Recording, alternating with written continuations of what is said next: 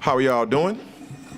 I now call a special meeting into order this day, Wednesday, January 25th, 2023, for a special meeting regarding charter school renewals. In opening this meeting,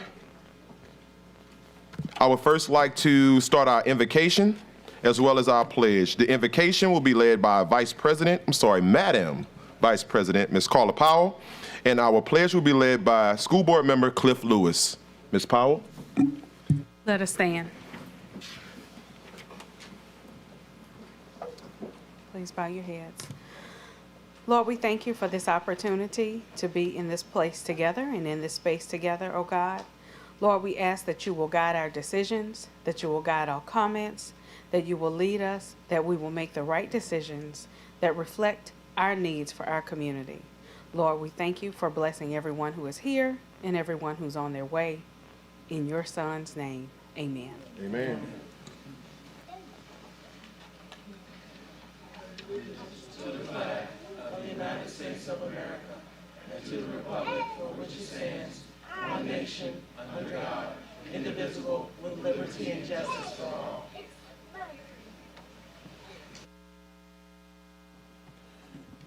Next, we'll have a call to order and as well as a roll call.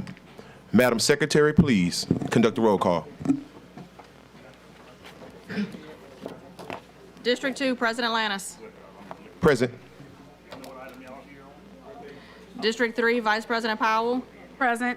District 1, Mr. Blue. Here. District 4, Ms. Stewart. Present. District 5, Mr. Lewis. Present. District 6, Mr. Russ. Present. District 7, Mr. Gode. Present. District 8, Ms. Kennison. Present. District 9, Mr. Martin. Present. We have a quorum. Seeing that all board members are now present, we'll now move on to our next item, which will be information only, update from the superintendent. Dr. Cito Narcisse. Thank you, President Lannis. I wanted to just say a few things before we start this process today. And I also want to make sure that as we continue to do this work, we make sure that we're clear about kids and where we stand on some of these issues. a part of my job is that I have one ultimate obligation as a superintendent, and that's optimizing learning for every child in this district. Adhering to that obligation begins with implementing policies that define criteria to calculate and measure the success of our students. This applies to every school in our district, whether it is a traditional, charter, Montessori. As leaders, we must be able to determine if the students are learning and achieving the expected outcomes that will prepare them for the next level of their lives. We have a wide variety of schools in this school district, a vast assortment of programs, and more opportunities for children than ever before in our district. So this is not a matter of supporting or promoting any type of school. We are not in teams or camps or cliques. Quite simply, this is a matter of providing high-quality education for every type of student. I expect successful schools, full stop. If schools don't demonstrate successful results, we must take practical measures to support their improvement efforts in a reasonable amount of time. Every day, month, or year we wait to correct our inefficiencies represent a precious window of opportunity and time loss. Make no mistake, any time we waste is not ours. It is our children's time, and it can impact their future. After much consideration about making the required recommendations around each of these schools, it has taken us a lot of time to think through, based on the policies that this board have set, to decide whether these schools should be where they are. We are not in the business of encouraging failing schools to continue to fail students in this school district. I cannot stress enough the passion that I hold for the students we serve. They are the reason I've dedicated my life to the mission of education. Every decision I make is alongside and equally dedicated to staff of experts who feel the same obligation to provide the best opportunities possible for the children of this community. I fully support our board in the decisions they make and will ensure that their expectations are met, as I have the utmost confidence in their desires for the best results and the best interests of our students. It is important to me that we talk more about high-quality education regardless of type of schools. All schools that perform with high quality, regardless of whatever type they are, charter, traditional, Montessori, or any of that, if they're performing well, yes, they should be a part of our ecosystem. But if they are not meeting our expectations, we also must make the right decisions to do differently. President Lannis, that is my report. Thank you, Superintendent Dr. Cedar Ortiz. All right, moving right along, we'll go right into item C, items for consideration. First up, we have basis material charter school contract renewal. And this is a consideration of a request for the initial renewal of the contract for basis material charter school. Can I get a motion? I'm sorry. So, Mr. Lannis, there is a presentation by the staff. You can decide to take the motion and the presentation, or take the presentation first. It's your decision as Yes, chair. sir. I was going to do the motions first, and then after we got through the motions, I was going to allow the school opportunity to present. That's fine. Yes, sir. Mr. Lynch, I'll make a motion to approve the recommendation of the superintendent and grant basis a renewal for 4 years, I believe is the recommendation. All right, thank you. The motion has been made by School Board Member Patrick Martin. Can I get a second? Second. Second made by School Board Member Nathan Russ. Okay. Seeing that we have our motions, first school up will be Basis Material Charter School. You now have the mic for presentation.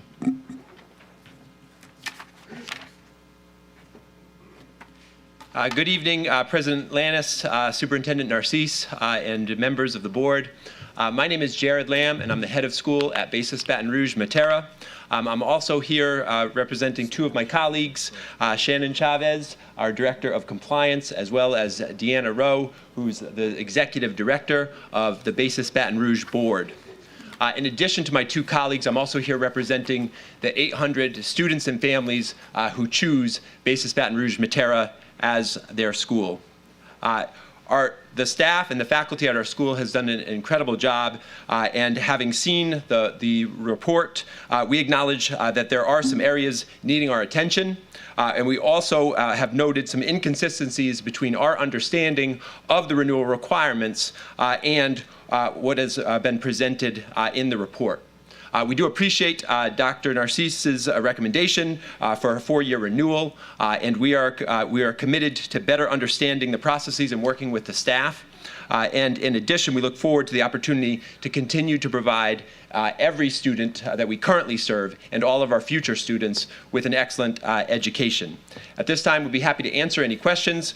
We also have several members here to speak on behalf of the school. Thank you. Does that conclude your presentation? Yes, sir. Yes, sir. Thank you. We Thank appreciate it. Next, we have a presentation by the East Baton Rouge Parish School System. Mr. Brickhouse.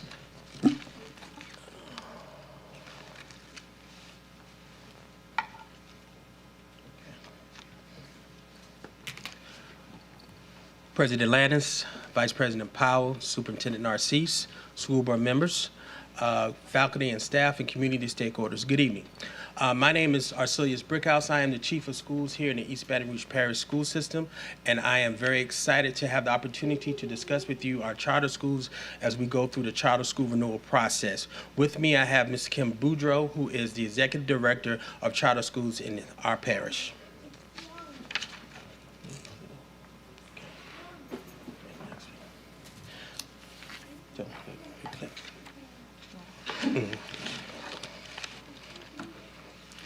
All right, in looking at the 2022-23 charter renewals, we have several things. We have 4 schools that are up for initial renewal. That includes Basis Matera, Idea Bridge, Idea Innovation, and Merge School for Autism. In addition, we also have one school that's up for subsequent renewal. That will be South Baton Rouge Charter Academy. And looking at how the determinations on initial and subsequent renewals were made, we look at the chart. If you can see, a school that earns an A could receive a minimum of 5 years, a minimum of 5 years renewal. If the school, for whatever reason, meets all expectations in all areas, they could earn an additional 2 years. If they earned meets all or meets most, they could earn a maximum of additional 1 year to the 5-year minimum. If a school earned a B, they could earn an initial 4 years, a minimum of 4 years in the renewal process. If they earn a meets all in all categories, they could earn an additional 2 years maximum. If they earn a meets all or meets most in most categories in all years, they could earn an additional 1 year. If they earn any did not meet all in any category during any year, there will be no additional years added. If a school received a C, then they would also earn only, there would be no additional years. They could only earn a 3-year minimum contract renewal. If a school earned D or F, they were up for non-renewal. According to our statute 1501 and Bulletin 126, it states that at the conclusion of a charter school's 5th year or at the expiration of its charter contract, they no longer can operate a charter. The charter has to be renewed, and it is renewed using standardized test scores that show improvement in the academic performance of students over the term of the charters. In looking at charter policy indicates that we must review all charter schools by using review all charter schools in 3 areas: academic performance, financial performance, and organizational performance. A comprehensive review of documents, a comprehensive collection of documents were reviewed according to the renewal rubric. All schools in their initial contract term, data was collected from each year that the school had been open. In schools in subsequent renewal terms, the data was collected from the year of their prior renewal. All of the schools were looked at, and the criteria that was used to determine whether or not they were met includes meets all, meets does not meet, and meets most. As part of the process, in order to try to ensure as much transparency as possible, East Baton Rouge school system partnered with Hanover Research to certify and synthesize the data as a third-party evaluator. They looked at 2 questions to determine what is the current status of EBR's 6 renewals charter schools in terms of academic, financial, and organizational performance, and also how did the EBR charter schools compare to other charter schools across the system and across the state in academic performance and organizational metrics. And then finally, how do EBR's schools' academic performance vary amongst subgroups?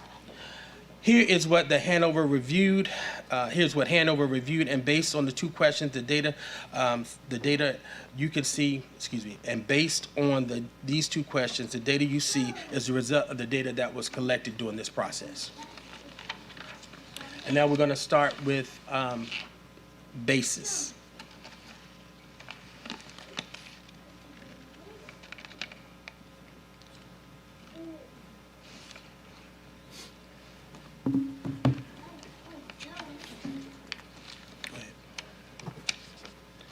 Of course,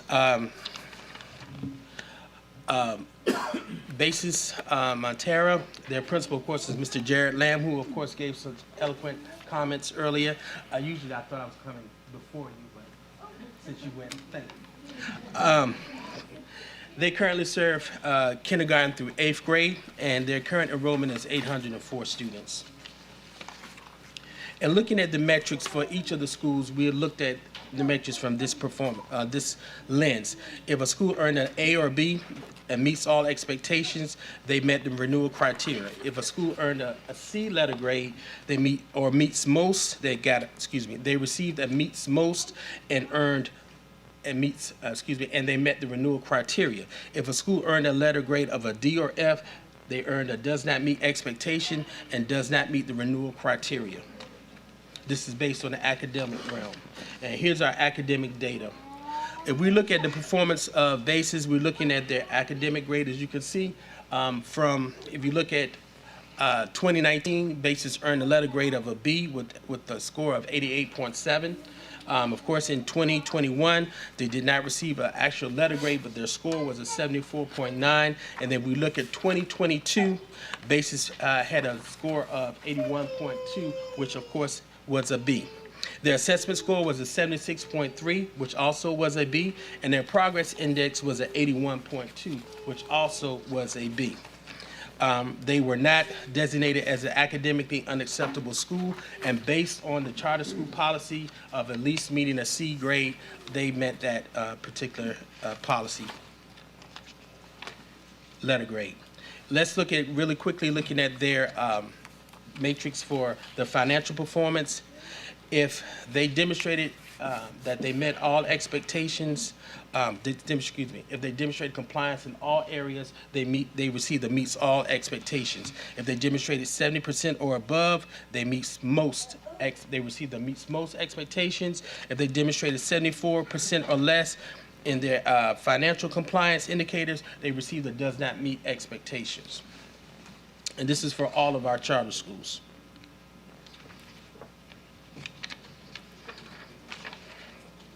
And looking at Basis financial data, we see that they met in 2020 through 2023, they met 2 of the 4 areas. They did not meet, they received the does not meet in external audit performance in 2023, 2022, as well as timely submission of budgets and audits and financial reports. And moving to their operational index, we understand that they received a demonstrates if the school demonstrates that they met all of the expectations, they will receive a meets all. If they demonstrated 75% or above, they will receive a meets most expectations. If they demonstrated 74% or less, they will receive a does not meet. And let's look at their organizational performance. Looking at their organizational performance, we see that they met all of the indicators except for economically disadvantaged. Their percentage was a 41.95, which was below the percentage needed. They met 17 out of 19 indicators, however. And looking at the student records and recording system, as you know, all of our schools have to use J-Campus. That is our main source of student recording and record system in the district. And so all of the data for each of the charter schools has to be included in that hub. And according to what we have, on April 25th, 2022, they were missing grades, so they received a non-compliance letter. August 2nd, 2022, they received a letter for non-compliance in reference to planning time. And July 14th, they received a letter, 2022, was for students with disabilities. On this page, as you can see, they met all of their indicators. On the next page, reference to organizational data, they also met all of their indicators. And then this is the final recommendation, is the recommendation that the board that the Basis Matera be renewed as a Type 1 charter school with a 4-year renewal contract. If we look at their academic performance, they received a meets all expectation with a letter grade of B. Their financial performance, they receive a does not meet expectation with 50% of their indicators met. However, in their organizational performance, they receive a meets most expectations with 89.4% of their indicators met. And that is my report on Basis Montera. Thank you, Mr. Brickhouse. I would like to entertain any questions, comments, or concerns from our board. Seeing a few names in the queue, I'll go directly to our school board member, Mr. Michael Goday. Yes, thank you, President Lannis. I guess a couple of areas I have a little bit of concern over is the multiple years of do not meet in the audit performance and submission of annual reports and financial data and things like that. One of the things I've heard is that there is some disagreement on definitions about what employees need. I think it's employee salaries that's one of the issues, and what are the definitions that go into that. And I'm not pretending to be a lawyer. I'm not going to get into it, but that's something we need to resolve because I think we sit here in a position where we have a charter school saying one thing, we believe we owe DOE, and DOE is asking us for something else, and we're kind of caught in the middle, and that's not a good place if we're going to continue providing oversight. And am I wrong, is Basis the one that's on a trimester? Okay, and so another issue is Basis on a trimester, everything else in the state is set up on a semester basis. And that's not Basis's fault. That's the way they want our school. That's fine. But we have to reach some agreement and some accommodation between Basis and LDOE and ourselves around making that work. So with that, I'd like to propose a substitute motion, which is the motion that was read before, and I can give you this in writing afterwards so you don't have to try to take it down. I would like the motion with the provision that Basis and the EBR staff will provide a report back to the board at the April Committee of the Whole meeting. At that meeting, the Basis group will present a review of plans and progress towards achievement of each and every category where it does not meet was earned. Where there is a disagreement between the Basis charter and the EBR system, that report will cover progress toward agreement on a definition and measurement of all items. No final contract shall be approved before such agreement is reached. And I have that written down if you'd like. And and the purpose of this is we're supposed to be doing and providing oversight and things, and if we can't even agree on what definitions are and reach agreement on what definitions are, I don't know how we can provide oversight through this. I think Basis is doing a great job. Basis is educating the children well. Their grades show that. But we just need to you know, when we started into this, we didn't know all the definitions. We put together policies and done everything, but I think it's time for us to start maturing in how we go about doing this, both with us and our partners. None of this is meant to be punitive. This is meant to get disagreements out of the way and reach some agreements on what they're going to be.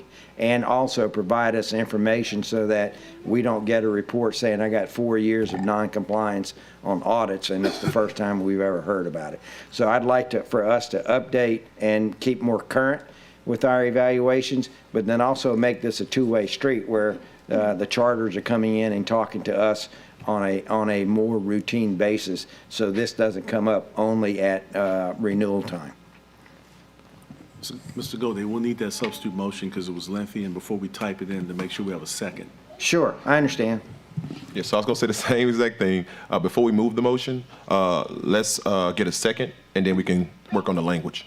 Okay. So is there a second for the substitute motion?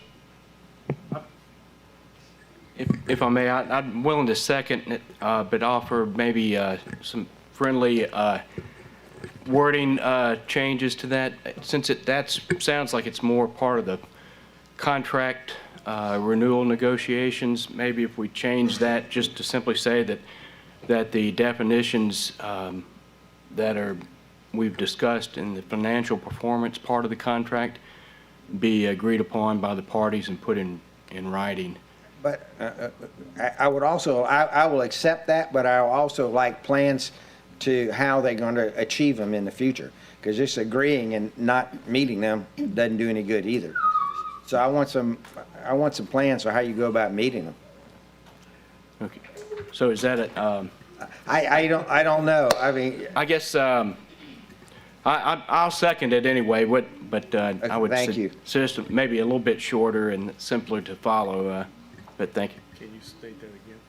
Well, I don't. I'm not changing the language. I just offered. He said he wanted to keep it. And just for everyone's thing, I plan on making a similar one for most of the charters coming up, because I really want us to be able to have more information and make this more of an ongoing process as opposed to something we only do at the time the renewal comes up. Because at the renewal time is not the time to start thinking about are there issues and problems, because obviously we've had a problem with financial definitions and stuff for years, and it's just sat there. So we come up, we get a non-renewal, we get a non-meet and stuff like that. We got to stop doing that. And we either got to agree on what it's going to be, and if we agree on it and they don't meet it, we take action. If we agree that we have the wrong definition, well, then they meet it, or we work it out with LDOE. But right now, we just sort of keep spinning our wheels in the same pile of mud. Yes, sir. And that's going to be time. So Yes. with respect to time, because there is a substitute motion now on the table that has been seconded, we'll go back to the board. So, Mr. Gode, if you need to get back in the queue, you can. Okay, thank you. This time, I'll go to Mr. Mark Ballou, unless you wanted to bypass. Okay. With that being said, we'll go right to School Board Member Cliff Lewis. Principal Lamb, congratulations on all the wonderful things you're doing at Basics. However, my concern is this. You have 804 students. You're the only charter school in our system that does not meet the requirement for economically disadvantaged children. Second thing, transportation is not provided by you to students throughout the parish.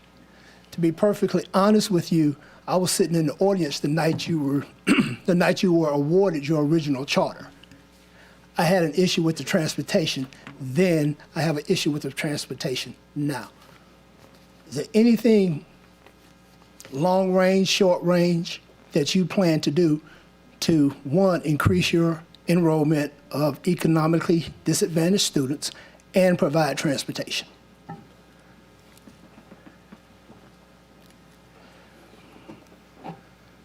Member Lewis, I'm Deanna Rowe, the Executive Director for BBR Schools, Inc., the charter holder for Basis Matera. Yes, ma'am. If you're okay, I'd like to answer that question. I just want an answer. I don't care who answers. Yeah.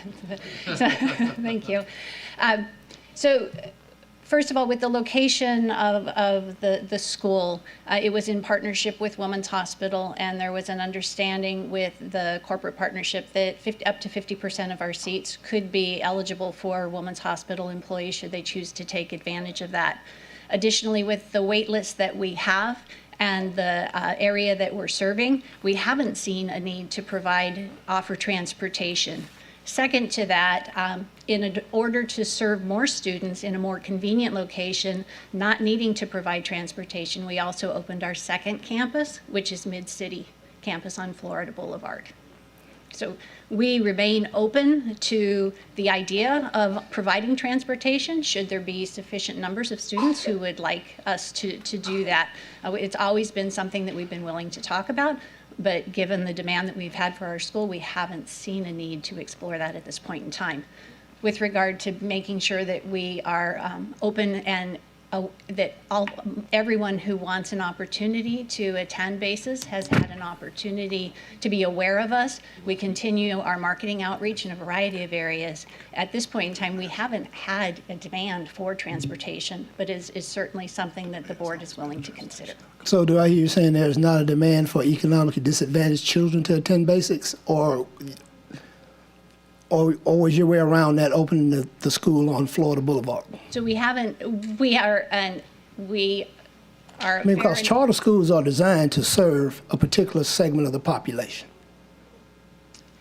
When BASIS submitted their charter to this board for approval, there was a great deal of discussion around the population that we would serve. We agreed in our contract that we would be open and looking to serve any student who was interested in the program that BASIS had to offer, not focused on any particular race, Subgroup, ethnicity, and whatever, yes. subgroup. Okay. No, we are open to anyone, and our marketing efforts have demonstrated that.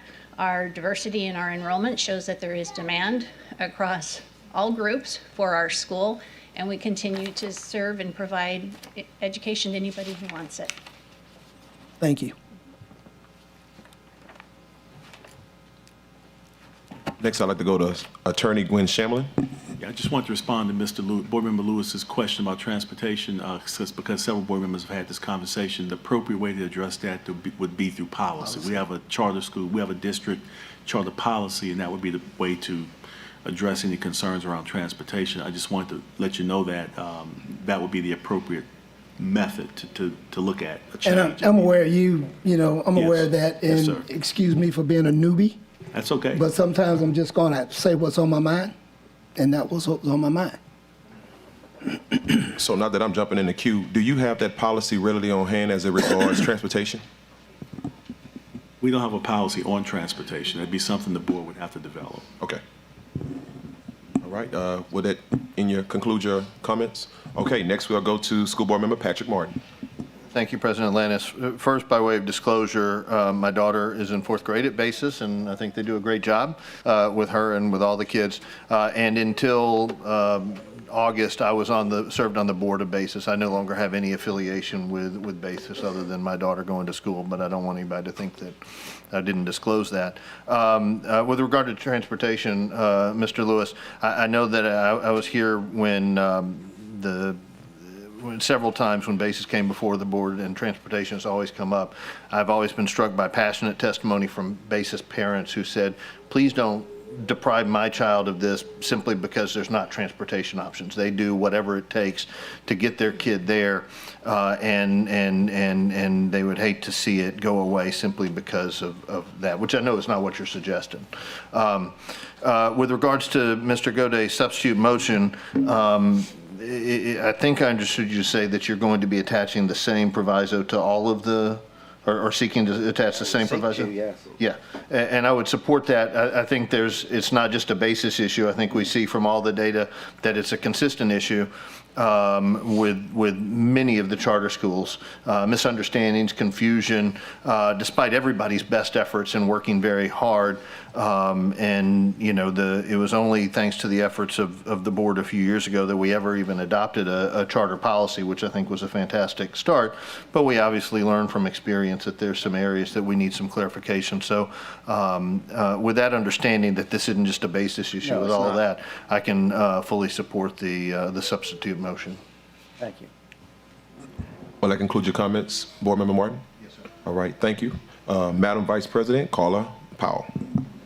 Mr. Gode, I just had one question. Yes, ma'am. And it's probably because there was quite a bit of wording that was shared. Did you say for the charter schools to come back to the committee of the whole in what month? April. April. Okay, thank you. I think, and the reason I picked April is it's before we get into budgets, and it also gives charter school and staff sufficient time to have conversations. Thank you. Thank you. Does that include your comments? Yes. Thank you. Next up, we have School Board Member Nathan Russ. First off, you're going to have to forgive me today as I sound like a middle schooler because I just got braces put in yesterday. As many of you are educators, I'm sure you can make out what I'm saying. First off, I wanted to ask if we reread the substitute motion, if somebody could repeat the substitute motion, the language of the substitute motion for me. Yes, sir. We'll get Madam Secretary, or our attorney to repeat. Yes, sir. I'll see what I can do. The motion is to approve the recommendation of the superintendent for the initial renewal of the contract with Basis Matera Charter School for 4 years, with the provision that Basis and EBR staff report back to the board at the April COW a review of plans and progress toward achievement of each and every category where a does not meet was earned in the recent evaluation, where there is a disagreement between Basis and EBR systems that report to include progress toward agreement on the definition and measurement of all items, with the further condition that no final contract shall be approved before the agreement is reached. So, Mr. Gode, is that going to include our economically disadvantaged percentage? Would that be does not meet? Yeah. Yes, that would include that. Now, what I'm asking for is plans in progress, Right. not saying Not that that that's going to change overnight, not that that's going to change overnight, but but we it's would ask the Basis provide a plan for how that's going to be plans in rectified. progress. Yes. Okay. So, to our folks from Basis, I first want to say thank you for your work and putting that school or schools into our community. I can say as a parent that lives in that part of town, it has had a positive impact on the community. And in fact, this is not based on data, but it's of my opinion that it's brought more people into the system that weren't there before, for better or for worse, however you want to characterize who that is and why that is. I'm eager to see the academic progress of your new campus. I hope that it mirrors what you're doing here at Matera. I think that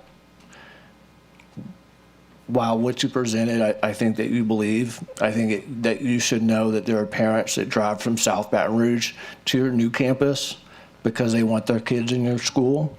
So if you think that transportation is not in demand to your schools, you should know that it is. For more than one reason, not just to economically disadvantaged families, but to all families. And that is something that most public school families want to take advantage of. And I'll tell you, it's a pretty serious commitment for those families to drive from Shenandoah, where I live, to your new campus. That's quite a hike in Baton Rouge rush hour, and it's about to get worse. I think it's also worth considering that it's unlikely you're going to have kids in North Baton Rouge apply to your Matera campus when they have no way to get there. So how would we know that the demand is low when it can't exist, when those kids have no opportunity to get to your school? So I think you need to take serious consideration into transportation options for your school. I think it would be for the better of your campuses and for the better of our community as a whole. Thank you. Does that include your comments, School Board Member Rust? Thank you. Oh, yeah, you're right. I'm sorry. Go ahead. School Board Member Mike Gode. Yes, I just wanted to make one comment. particularly for some of the newer board members who may not be aware of some of the nuances. It's been said several times that there is an agreement between Women's Hospital and Basis Matera for up to 50% of their students being in that, and that is 100% correct. And I also just want to point out that the percent of economically disadvantaged children and other categories that are counted in there, under the state law, that percentage is X those who are enrolled because of the relationship with Women's Hospital.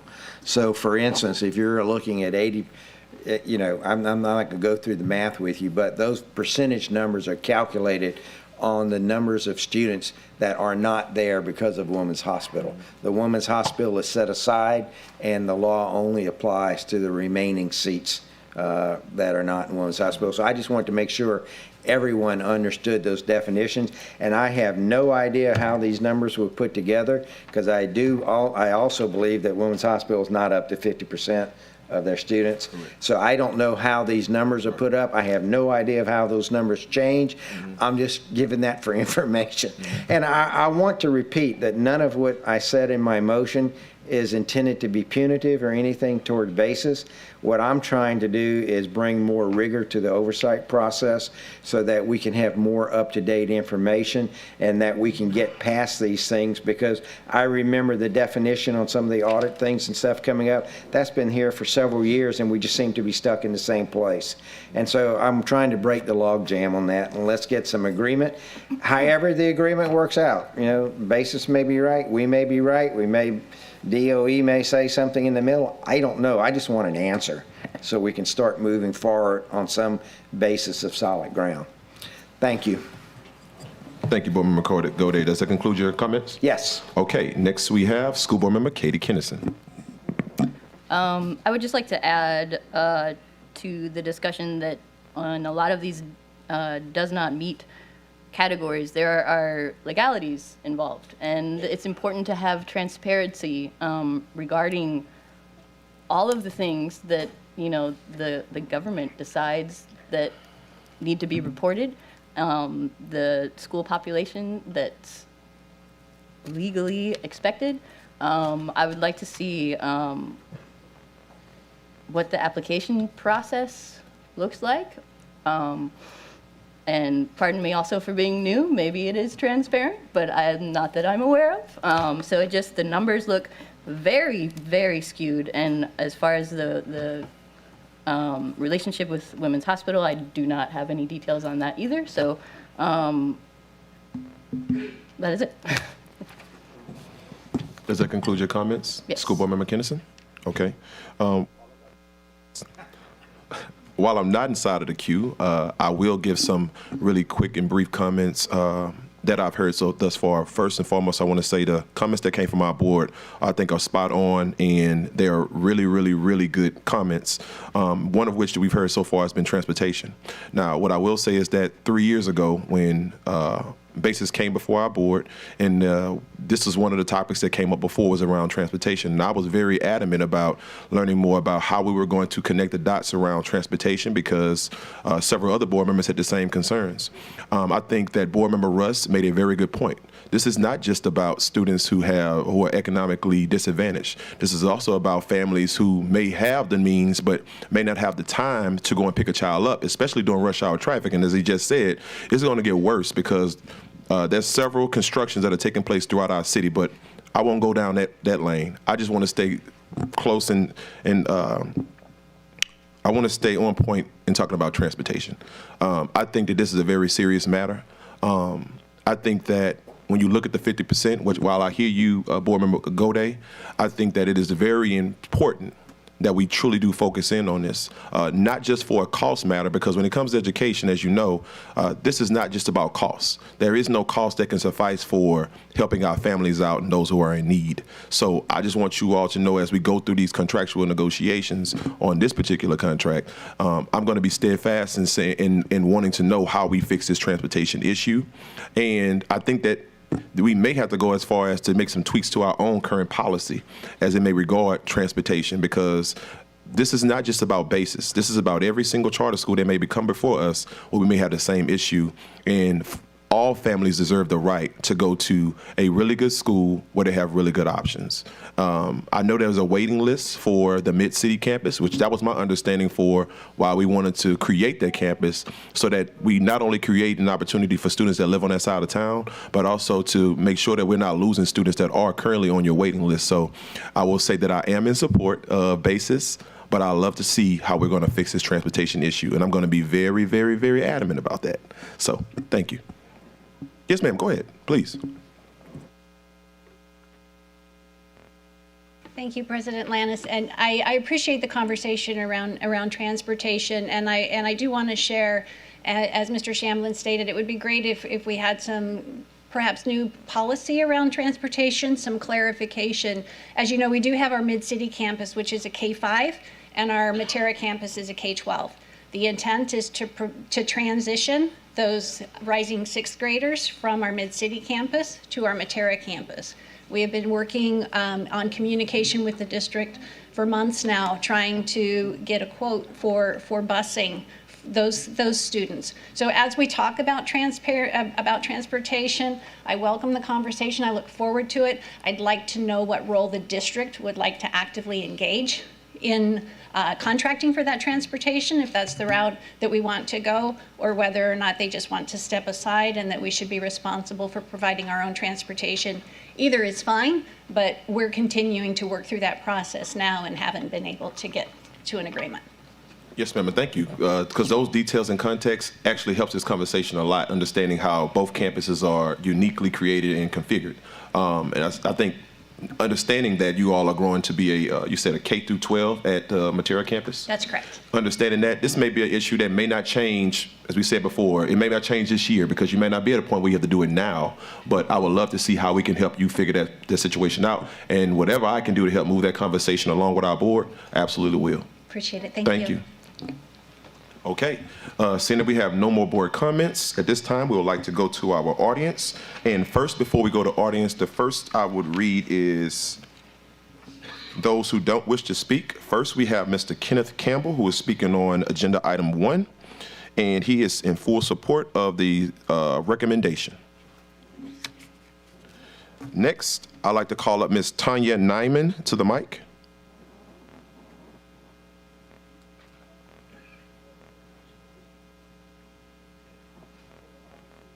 Lobby full? Yes. Okay. You have the floor, Ms. Nyman. Thank you. Good evening, Tanya Nyman. I have 2 kids in East Baton Rouge Parish Schools, and I've been a long-term advocate.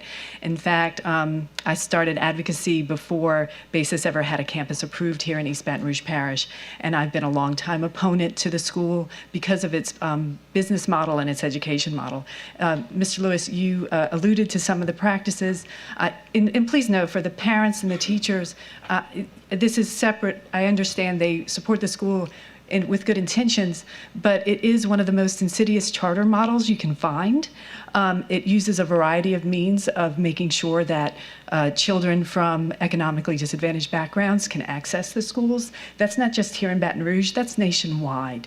So they do things like not provide transportation or free or reduced lunch.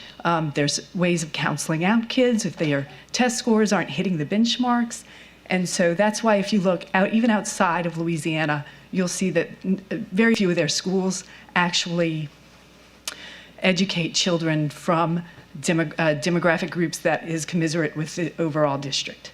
And so, and as Mr. Lewis mentioned too, the Louisiana charter school law says that that is the primary purpose of a charter school. And it is supposed to have demographics commiserate with the larger district, and BASIS never does. And it probably never will. Mr. Peter Bezanson, I think that was his name, who was the, excuse me, it's funny when I get nervous. He was I think he's like the CEO of BASIS. And when he first came before this board and tried to talk about why the school should come, and somebody raised the issue that the school had no intention of educating children from diverse backgrounds, he pretty much said that they were prepared to flout the Louisiana law because that wasn't their education model.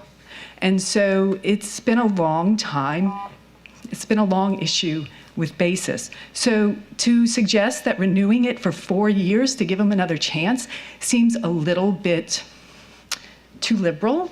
I would think that, if you really want to give them a sincere chance, they can step it up and demonstrate that they have a sincere intention to educate a broad range of students and are actually willing to put in the effort and provide those services, then a year at best. Also, please know, they have the same real estate agreements issues in terms of they created a nonprofit to develop the land so that they can then lease it to the school and use our tax dollars to buy a facility that the nonprofit will use. And that is a way to avoid that if their charter ever gets revoked, that the school board, which would have the right to own that property since it was built with taxpayer dollars, they'll be able to avoid that and retain ownership of a facility that taxpayers ultimately paid for. Thank you. Thank you, Ms. Nyman. Before I call up the next speaker, I would like to ask if there's anyone inside of the lobby that I call upon. If you all could please line up if you wish to speak on item C1. Anyone inside of the lobby that wishes to speak on C1, please make a line just outside of the door for us, please. In an orderly fashion, we would greatly appreciate it. Okay, next we have Ms. Crystal Hayer. I hope I didn't mispronounce your last name.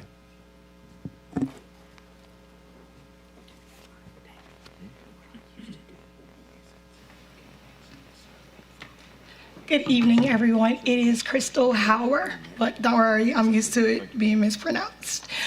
So I am a second grade math SET at Basis Matera. I have been fortunate enough to be there since day one. I have taught grades K through third. I've also taught their summer school program every single year that we've been open, and it's mainly math because I absolutely love math, but I've taught all the way up to 5th grade, and I also have 2 children that attend Basis Matera. So I'm not going to speak on the parent part, I'm just going to speak on the teacher part. But for the academics, I want to talk about the way that we do interventions and how we support all students across the campus. One of the programs that Jared and I created together that he saw a need for was more intervention time, was we have an aftercare program just like any other school. Well, during that time, we provide homework help. With that homework help, we take students that are enrolled in that program, and when I meet with teachers 1st through 3rd grade, they give me a list of students that they need that extra support. And so we have LETs, which are our lead expert teachers, to stay at school from 4 to 4:30, and they provide small group instruction for those students to help in the departments of literacy and math. For the students that are not in the low risk or some risk category, they're in whole group learning where I am overseeing, and I provide homework help with them with math. I review homework, I go over each individual problem for grades 1st through 3rd, as well as humanities and literacy. And we do that every single day. And we also have our student hour portion where we offer either an hour or 30 minutes in the morning time as well in the evening time. And I know my time is almost up. But I wanted to also mention how we're trying to close those gaps. We're constantly providing them with interventions. If they need, it doesn't matter if you're low, high, or in the middle. We are constantly trying to provide that support so we can close any gap as well as have our students excel in our program. That's all I have. Thank you. Thank you. Next up, we have Ms. Laura Renier, followed by Ms. Shannon Chavez.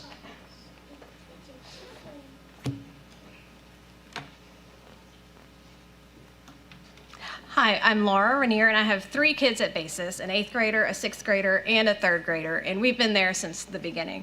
We were at a great school in EBR, but we took a leap of faith based on information we were given, and at the time we applied our 2 oldest kids to leave their gifted programs and start at Basis. I am floored by all of the things that they are learning. My now 8th grader is learning things I never learned in her science classes.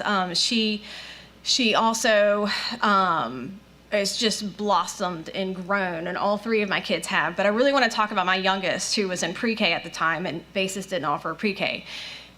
Where he was at, he had a horrible experience, and at the time also we did not realize that he had severe ADHD, and he was unfortunately kind of written off.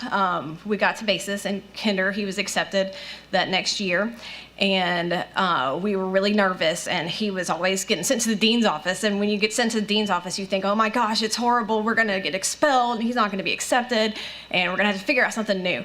But no, he was sent there to learn, and it wasn't because they were writing him off, it's because they wanted him to excel.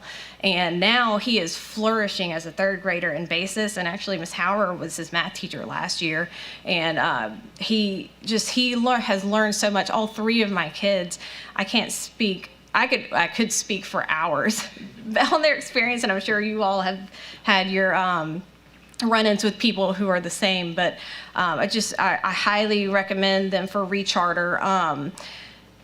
I also wanted to speak to the one thing that I've been super impressed with the new administration this year at Basis. The communication between the administration and the parents is extremely open. It's extremely collaborative.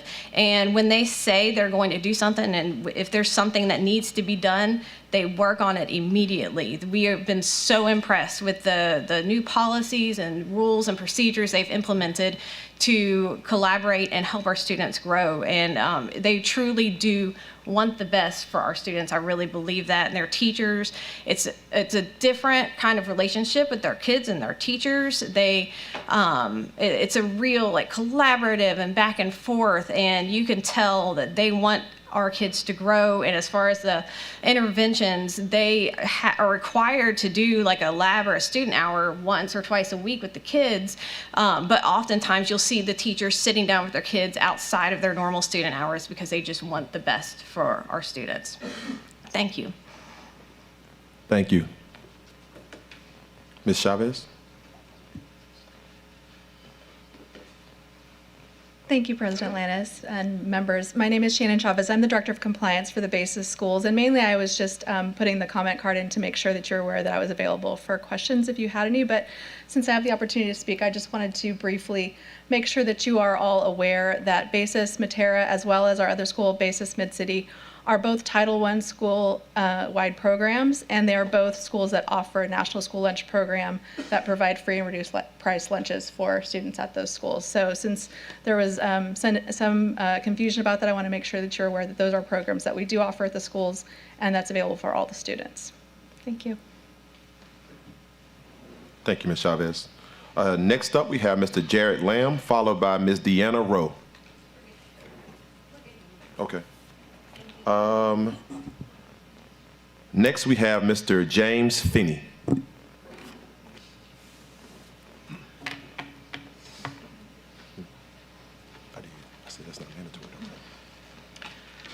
Thank you.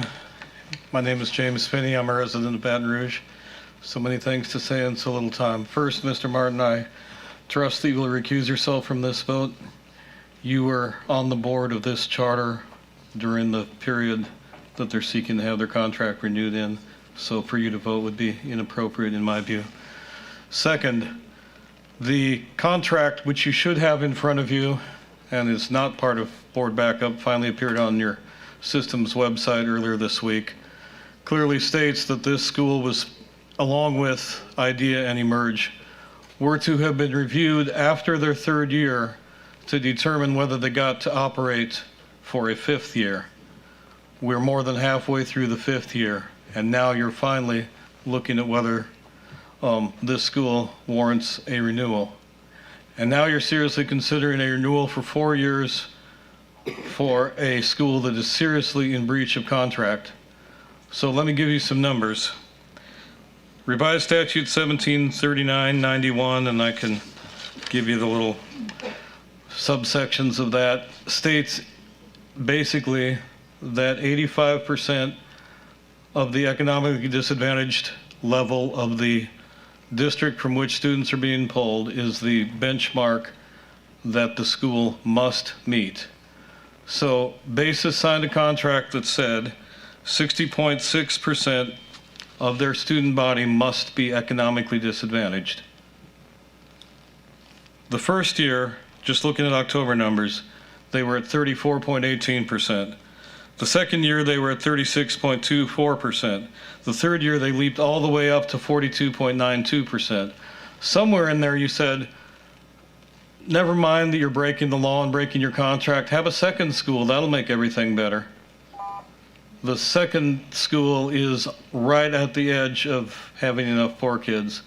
But back to the Matera campus, in 2021, in October, they were back down to 41%. They went up to 41.5% this last October. This school has absolutely no intention of following the law. And they haven't tried to get the law amended in their 4.5 years of operation. So you have the perception, and the people that go there have the perception that this is a good school. So let me give you a side-by-side comparison. Basis Matera has a school performance score of 81.2 with a student body that's about 42% economically disadvantaged. It's a very privileged population compared to the rest of the school district. Compare that to Brownfields Elementary School, where 97.9% of the population is economically disadvantaged. They had a higher school performance score. Close this school, close it now. Thank you. Thank you, Mr. Finney. Seeing no more comment cards, at this time, we'll go back to our board. Are there any additional comments, questions, or concerns at this time? Seeing none, Oh, my apologies. School board member Cliff Lewis. Again, at my first comment, School Director Lamb, I applauded you for the job that you're doing. The parent who was at the mic just a minute ago, she made my own argument for me. What I would love to see is the things that are happening at basics, all the things she described. Why can't we work in concert with some of the other schools and put these same type of interventions in place? I think what you guys are doing, I think you're doing a good job. But there's other schools that could use some of your insight and some of your knowledge about the way you educate. Charter schools, my understanding, charter schools in their conception were conceptualized to work in concert with other schools, traditional education schools. I think it would be a great thing if you all could partner with someone close to you and let's work in concert to try to improve everybody.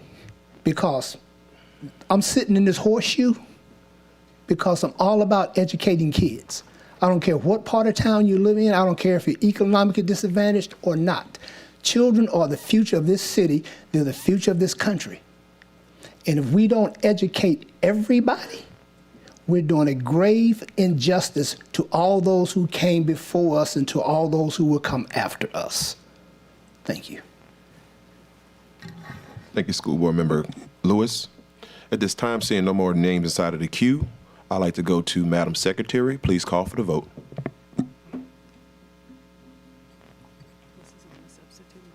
Yes, and for clarity, this is on the substitute motion presented by School Board Member Goday.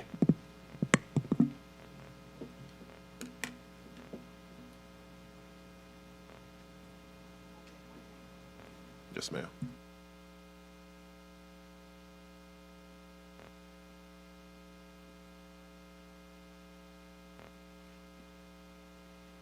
Please vote.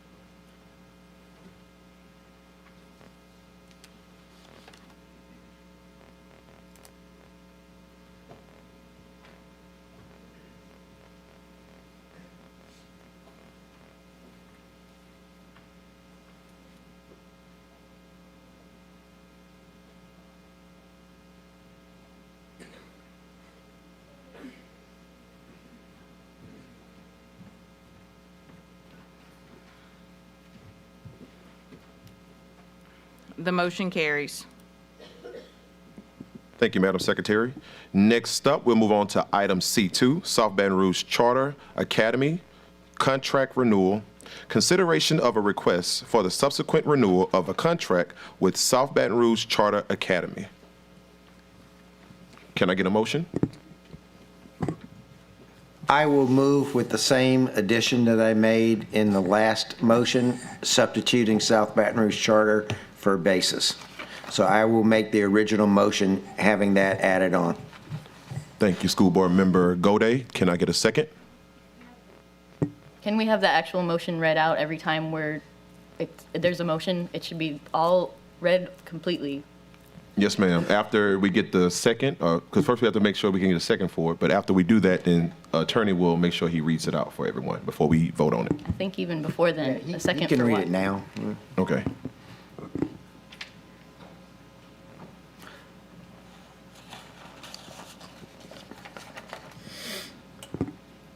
I don't want to put someone in the spot of seconding something that they don't. No, that's okay. don't understand.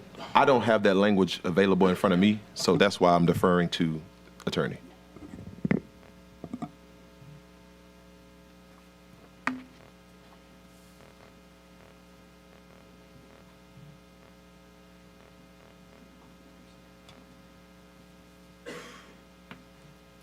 And as we wait for that language, I just want to remind our board that we do not have a second.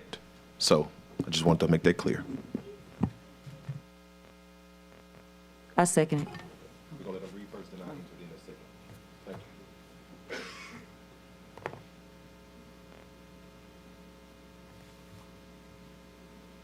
you. Okay, it's a motion to approve the recommendation of the superintendent for the initial renewal of the contract with South Baton Rouge Charter School. I believe that's subsequent renewal of the contract with South Baton Rouge Charter School for 4 years, for 3 years, with the provision that Baton Rouge Charter School and EBR staff report back to the board at the April COW a review of plans and progress toward achievement of each and every category where it does not meet was earned in the recent evaluation.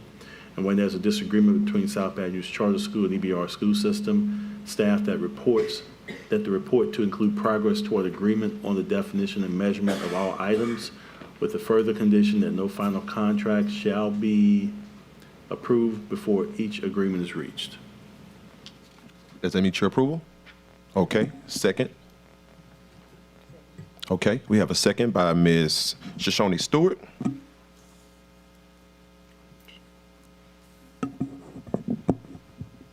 Okay, before we go to our board, I would like to allow Mr. Brickhouse to come up and do the presentation on behalf of the district.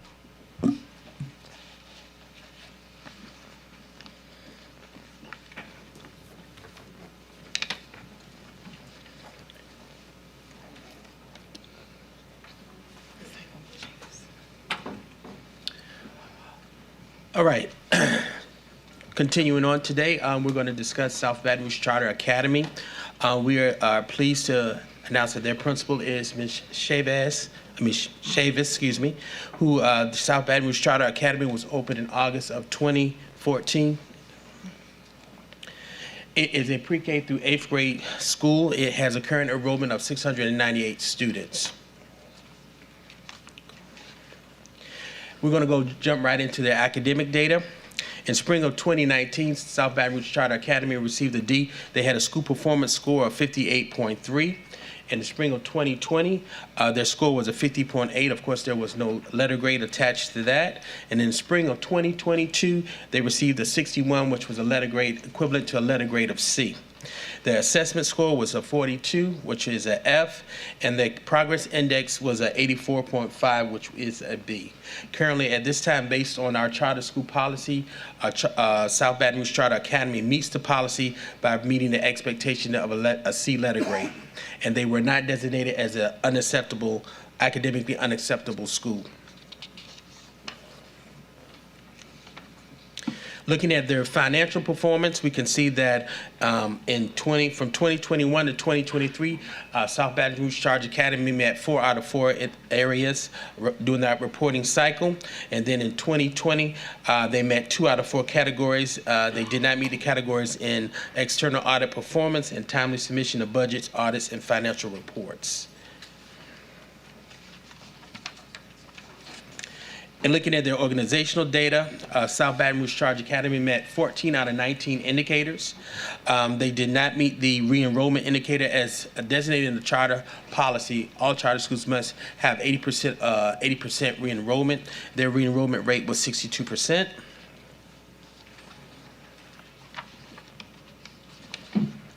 In addition, and looking at, of course, our student information system, J-Campus portal, they did not have the significant information there. They received a non-compliance letter in August 9th, 2022 for J-Campus non-compliance, and then April 25th, missing grades,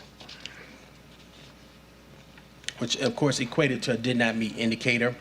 And then for all student populations receiving the services and supports they need, they received the LDEO complaint on June 16, 2022, which indicated that did not meet. And finally, for school and board having evidence of violations and legal contractual obligations, September 16, 2022, they received a letter concerning tuition charges. They, of course, met all indicators on this page. School has evidence of violation of required testing procedures and adhering to BESI approval state policies.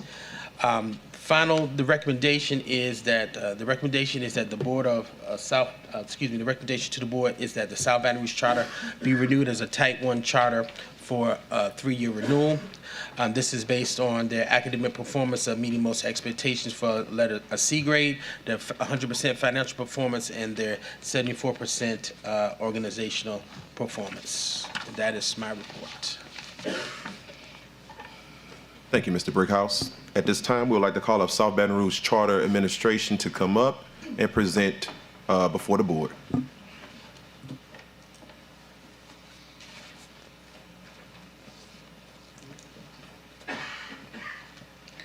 Good evening, Board President Lanus, Vice President Powell, and Dr. Cito, Narcisse, and members of the board. My name is Ashley Chavis, and I am the principal at South Baton Rouge Charter Academy. I started last year in October and definitely had to hit the ground running, knowing that the stakes were high for us. But I was very blessed to have a wonderful team, 2 of whom are with me today, my assistant principals, Ms. Renee Scott and Ms. Nikisha Vernon, and also a very supportive boss, Mr. Carlos Sam, and we did it. We did what we had to do to move students forward. So I appreciate the recommendation, and I do understand and acknowledge that we have some critical areas in special education that we do have to work through, and we have been working through an action plan with the district to make sure that we meet the criteria that is necessary for our students that need supports and services. The work is not easy, but it is very rewarding, and we are making those strides, and we do know that you will see in our data in following years to come that we are making the necessary steps to grow. We do hope that you give us a vote of confidence, and if you have any questions, I'd be happy to answer them regarding the school. Thank you, Principal Chavis. Seeing no further comments from the school, at this time we'll go back to our board. I'm sorry. Seeing there's no further comments or mentions of any presentation from the school, at this time we'll go to our board. First up inside of the queue, we have School Board Member Mark Ballou. Okay. Board Member Ballou waives his opportunity to speak. Next, we have School Board Member Katie Kennison. I would just like to put an emphasis on the K-8 assessment index was an F, and also the SPS score, 1 point away from being a D, if I'm correct, which we all know as part of being in education. 1 point is important and it matters, but the 1 point would change the entire recommendation. I just want to make note of that, and I also would like to make note that this school is currently involved in an open investigation by the FBI for charging tuition to its students. Does it include comments? Thank you, School Board Member Kennison. Next, we have School Board Member Cliff Lewis. I don't know how many of you guys in here know where South Baton Rouge Charter is. It is in a very, it's in a part of town that's extremely diverse. The scores and the things that they've done there shows me what motivated leadership can accomplish. When you put children first, motivated leadership can make good things happen. And I'm glad to see South Baton Rouge Charter moving in an upward trajectory. Good job, South Baton Rouge Charter. Does that conclude your comments? Yes, sir. Thank you, School Board Member Lewis. Next, we have School Board Member Patrick Martin. Thank you, Mr. President. I just wanted to give the school an opportunity to comment on Ms. Kinnison's comment and address perhaps that specific and the larger issue, which I know is underlying that of tuition. I know we've all read newspaper articles and whatnot, and if the school would like to speak to that at this time. Before we do that, I would like to go to legal because there may be an open case and they may not be able to speak, so I wanted to make sure that that's... I believe the matter was reported in the media, so if the school is willing to address it, it's their choice. Just wanted to make sure. No problem. Good evening, Board President, Madam Vice President, and Dr. Narcisse. Carlos Sam, serve as Regional Superintendent for Charter Schools USA, Louisiana. Not familiar with any FBI investigations. The matter was reported. We did cooperate with legal counsel in the school system during the time of the report. In fact, we basically reverted from changing the program, and that program no longer exists within our system. So if I have further questions, I'd be glad to handle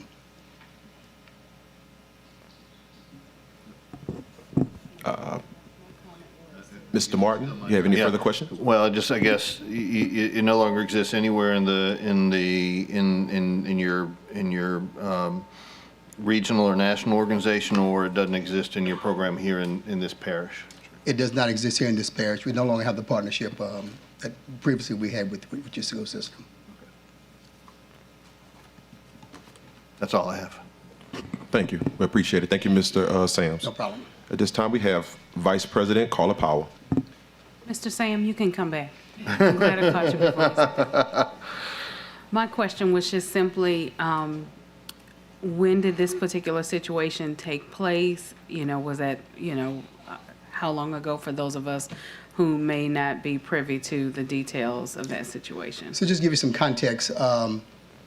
Way back when, there was a agreement some time ago that a pod was able to start in Louisiana. Since that time, I think last summer, the legislature has now approved the pod law. And so charter schools, including any LEA, can open a pod around the state. Can you explain to us what is a pod? Well, a pod is an extension of an LEA, basically that can operate outside of a brick and mortar location. And so we've taken advantage of that law, and we've opened pods throughout the state of Louisiana, particularly in our top two charters. We previously had a partnership here that we've since exhausted, and we'll be glad to share with you more information about the pod law. Yes, ma'am. This concludes your comments, Vice President. Thank you. Next, we have School Board Member Nathan Russ. Hold on, Mr. Sam.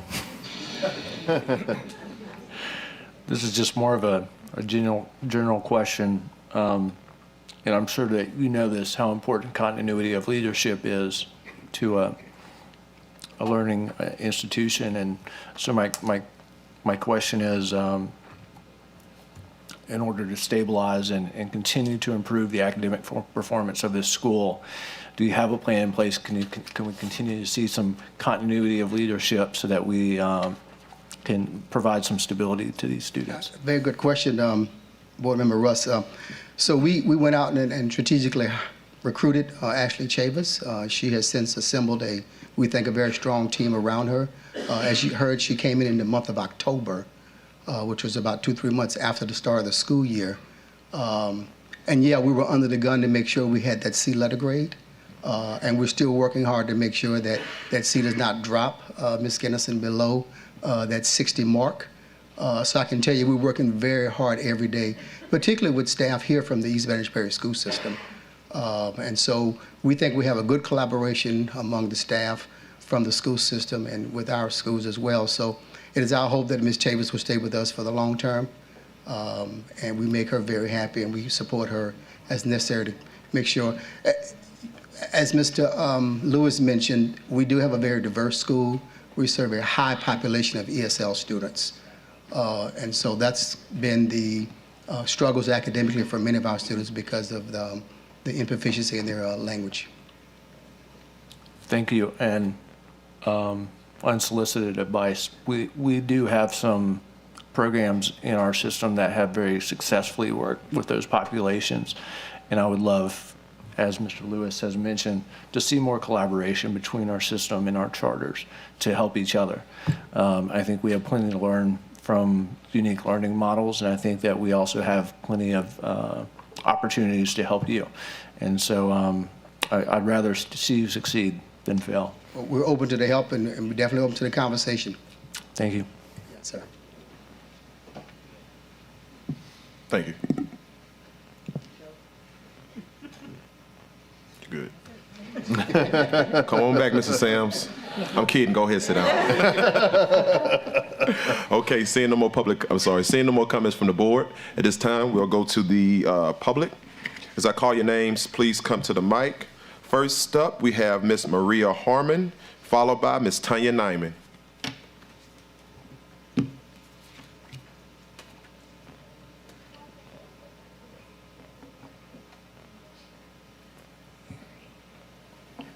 Ms. Harmon? Okay, I'm sorry.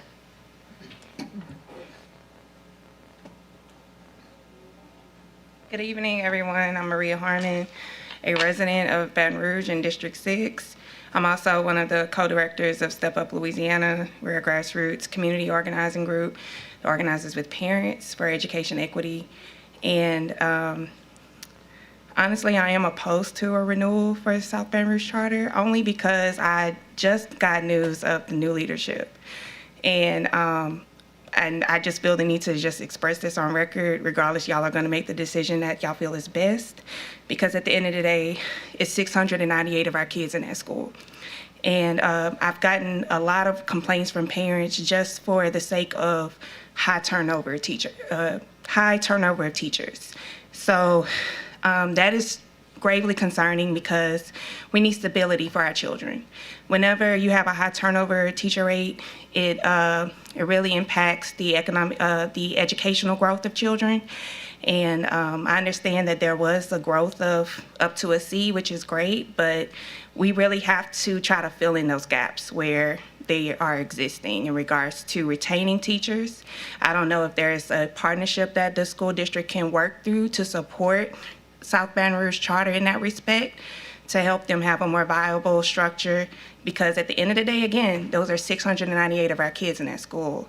And we're looking at stability here, you know, and it's also concerning to know about the shortcomings in regards to meeting the needs of SPED students. At the end of the day, FAPE has to be upheld. And again, I just feel the need to speak on record about that. I can't dismiss the complaints from parents that we work with in the community about the high teacher turnover rate. Thank you. Thank you, Ms. Harmon. Ms. Nyman?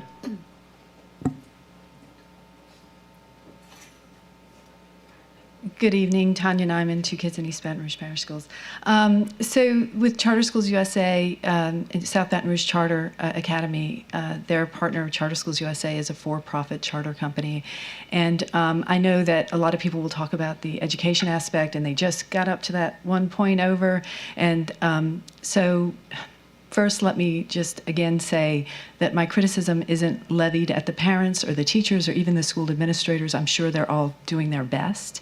But the problem is that Charter Schools USA pretty much designs what amounts to predatory business agreements, which will always keep them struggling to find the funds. Because even right now, if you look at it, the school financially has been running at a deficit for the longest time.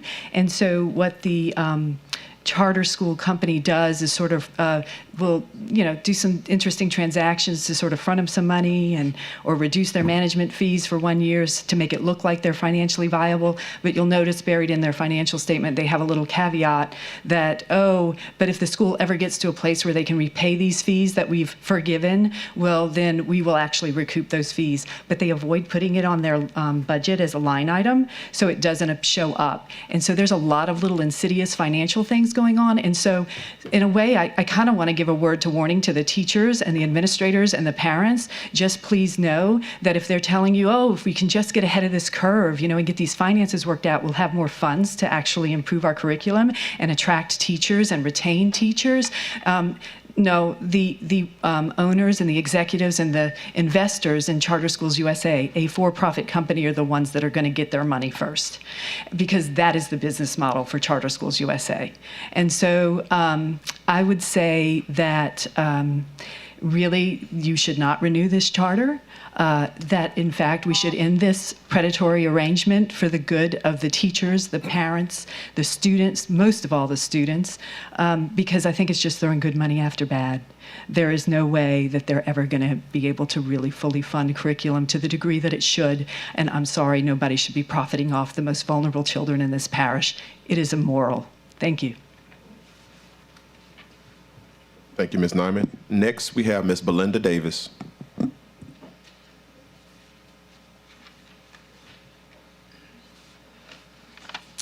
Good evening. My name is Belinda Davis. I'm a member of the Louisiana Board of Elementary and Secondary Education. I'm speaking on my own behalf and not on behalf of the entire board. I would like to urge this board to terminate their charter agreement with the South Louisiana Charter Foundation, the governing body of South Baton Rouge Charter. This recommendation is based on my belief that the governing board has failed to ensure that the board and its management company follow the law in both large and small matters. Last year, an independent auditor hired by the Louisiana Department of Education uncovered a learning pod operating out of South Baton Rouge Charter that was not authorized by this board. Not authorized by this board. When the administration became aware of the pod, students in the pod were transferred by the charter school to Iberville Charter Academy, another school governed by South Louisiana Charter Foundation and managed by Charter Schools USA. While the South Baton Rouge Charter Learning Pod is no longer active and the South Louisiana Charter Foundation disputes some of the audit's claims, the following facts remain true about this pod's past activities. Number one, the pod at South Baton Rouge Charter, in violation of state law, charged a registration fee. Number two, despite receiving public dollars through the MFP, South Baton Rouge Charter's pod charged students monthly tuition for a total of about $3,500 to $4,000 per academic year, a clear violation of state law. South Louisiana Charter Foundation and Charter Schools USA maintain that these were legitimate student fees for optional services such as before and after care and ancillary subjects such as music. Documents from their pod sites do not list them as discretionary. In fact, ancillary subjects and before and after care are listed as separate fees on top of the tuition. Moreover, state law requires that such fees are itemized. The foundation does not have an itemized breakdown for these thousands of dollars in student fees.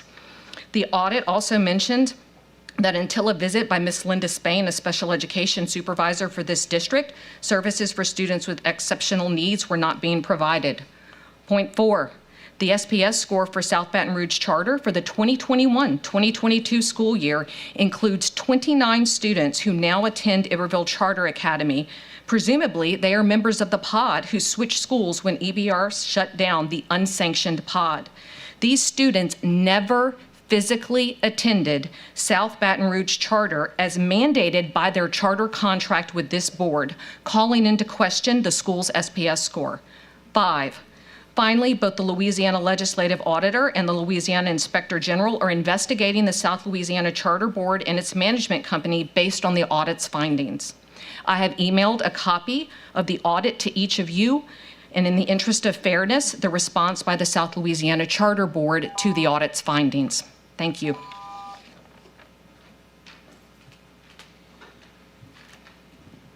Thank you, Ms. Davis. I'm sorry, Dr. Davis. Next, we have Dr. James Finney.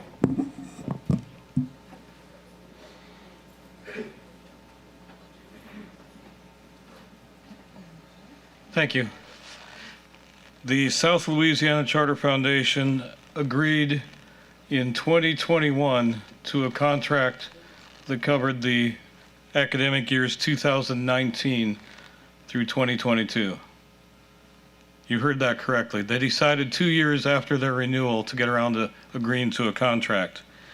In November of 2021, this board agreed to grant, even though there is no such provision allowed by statute that I found, to grant a 1-year extension to be negotiated between the General Counsel and South Louisiana Charter Foundation. I have asked both Mr. Shamlin's office and Mr. Sam's office for a copy of that extension for several days this week. I don't believe that exists. I don't believe that you can renew this charter because I don't believe they have a charter. I think that they are operating in the absence of a contract. Furthermore, I'm glad that I came after Ms. Nyman and Dr. Davis because when I was at South Louisiana Charter Foundation's last board meeting earlier this month, first, I noted there are only 6 board members. The 7th, and your policy requires there be 7 or more board members. Number 7 resigned in either August or September. Your policy says they have 90 days to fill that spot. At the board meeting, they said, we're waiting for Charter Schools USA to send somebody they pick for us to agree to put on the board. That's backwards. The CMO from Florida is running the board. The board is not in charge of the charter management organization. Furthermore, the local board agreed after loans had come past due to allow their board president to renew those loans.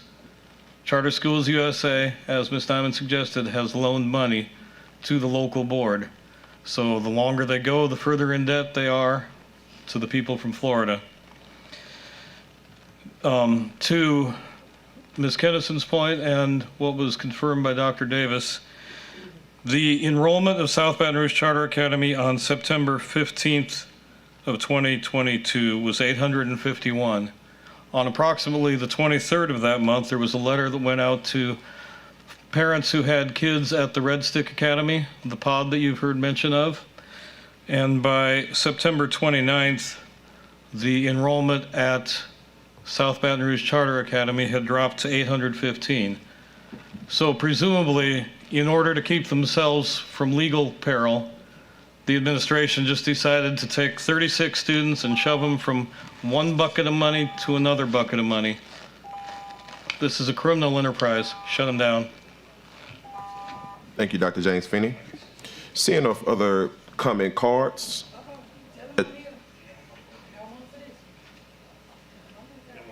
Okay. Ms. Coranda Corley. I'm in time. I had to come and running from therapy with my child with disabilities. Let me talk about this crazy foolishness right quick. And I'm going to talk about the last one, too. Neither one of them has been Corley, meeting. I'm sorry. Oh, I'm gonna sorry. pause your time. Oh, stop my time. You can April, only- hold up. 2.48 seconds. We know what time it is, Ms. 2 minutes, 48 Kennison. 1 seconds. second, please. We can only speak germane to the item, so you can't speak about anything that's already been voted on. Thank you. Got you. 2 minutes, 48 seconds, because my clock's showing 2 minutes and 32 seconds. Okay, so I want to talk about this here charter that is not meeting the requirements. Every single time that y'all want to sit here, because Mr. Godet made the substitute motion, watching via YouTube, and that substitute motion that y'all keep making is putting y'all each and every single board member in the seat to be sued by each and every family that have a child with disability. Let me explain that for you, since y'all don't know. Every single time that you fail to allow a child with a disability or a child that is socioeconomic disadvantaged, you are failing to adhere to federal law. Let me explain that one for you. Individuals with Disabilities Education Act, Every Student Succeed Act, and American Disabilities Act and Section 504 Rehabilitation Act says that you have to. Not that you have to consider, you have to allow our children with disabilities to be there, period. It didn't say that you had to just think about allowing them to come into the door. You have to. Basis don't do that. Neither does South Baton Rouge Charter to the degree that you want to talk about. And thank you, Ms. Kennison, for bringing up that the FBI is investigating them, because LDOE has talked about that the FBI is investigating them. That's why they failed to answer that question Mr. Martin asked, for them to talk about the litigation that they are actually having against them with the FBI. Why y'all not bringing that up and talking about it? The lady talked about these buses not being able to come. Every last school system is supposed to legally have buses, not just for the children that are socioeconomic disadvantaged, but for the children that are disabled and for the children that are not poor. You're supposed to have the buses. They didn't get no waiver for that. And then to come and ask you if they can talk to you about that later. Hell no. They got to talk to you about it now before you can sign on the dotted line on a contract. That's what they're supposed to talk about. So to sum it all up, if you continue to go forward with all these contracts that you know are illegitimate, you will all be sued. ACLU, Southern Poverty Law, Loyola Law Clinic. I can come up with several many more, but I will have each and every last one of you investigated by the feds and sued. Thank you.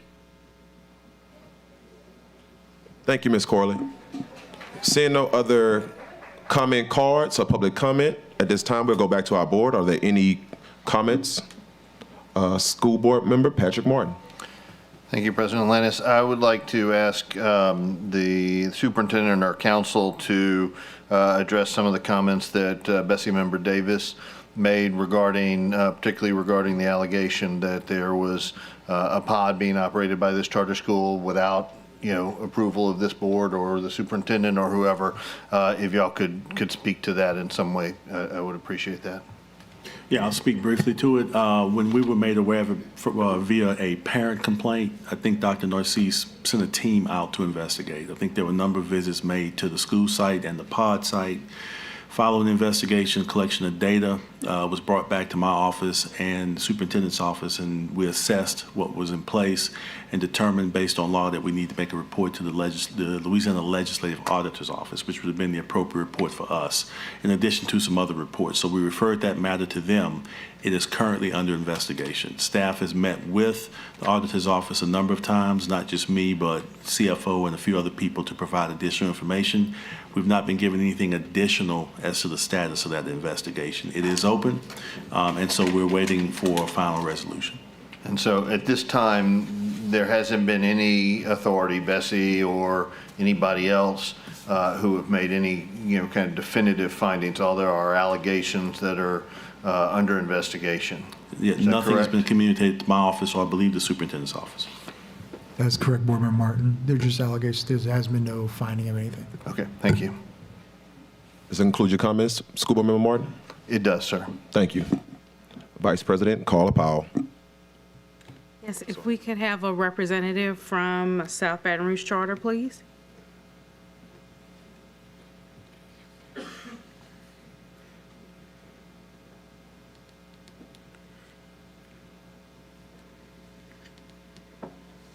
My question is in regards to teacher vacancies at this time. If you could share with us, do you currently have any teacher vacancies, and what might be your current teacher-to-student ratio?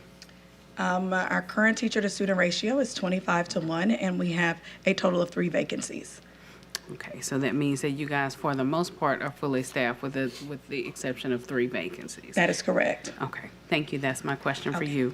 Also, Mr. Shamlin, my question is about Dr. Feeney's comments on whether or not there is an active contract, and the documentation of that 1-year extension.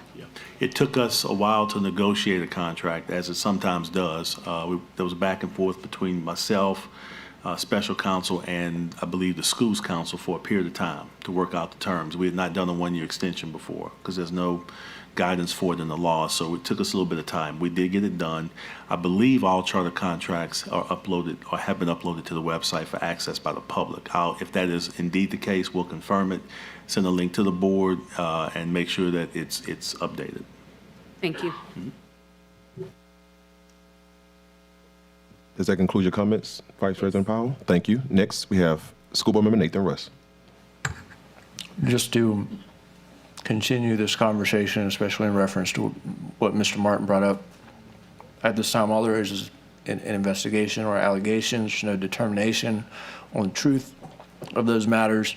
If for some reason there was found to be some sort of unlawful activity, right, the board reserves the right at any point to call a contract for a charter school. Am I correct? If there's confirmation of any illegal activity, especially that would lead to supporting material breach of contract, then yes, the board can call that charter at any point and revoke it. Thank you. Does that conclude your comments, School Board Member Russ? Thank you. And I'll just take this time to second that. If at any time, because we do understand these to be allegations, but if at any time those allegations come back to our board as a matter of fact, there will be a special meeting to revoke the charter. I just want to be very clear about that. Thank you.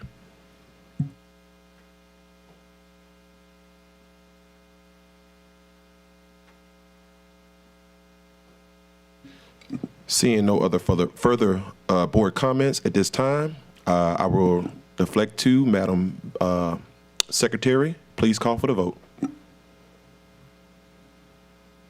Please vote.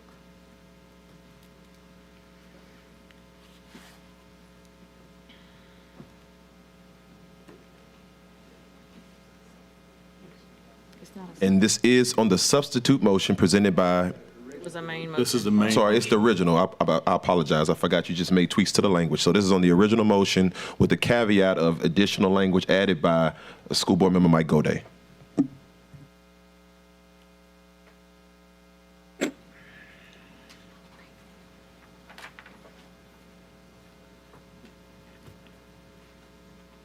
The motion carries. Thank you. At this time, we will move on to item C3, Innovation Idea Public Schools Contract Renewal. Consideration of a request for the initial renewal of a contract with Innovation Ideas Public Schools System. At this time, can we entertain a motion? Oh, she just took mine off. I was trying to see.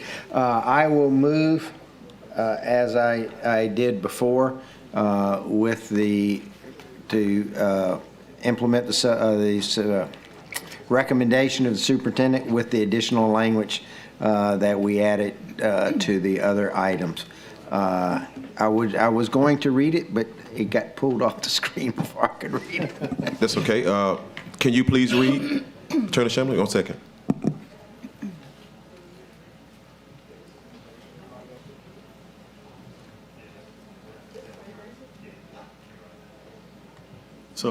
So I want to make sure we get some clarity around this.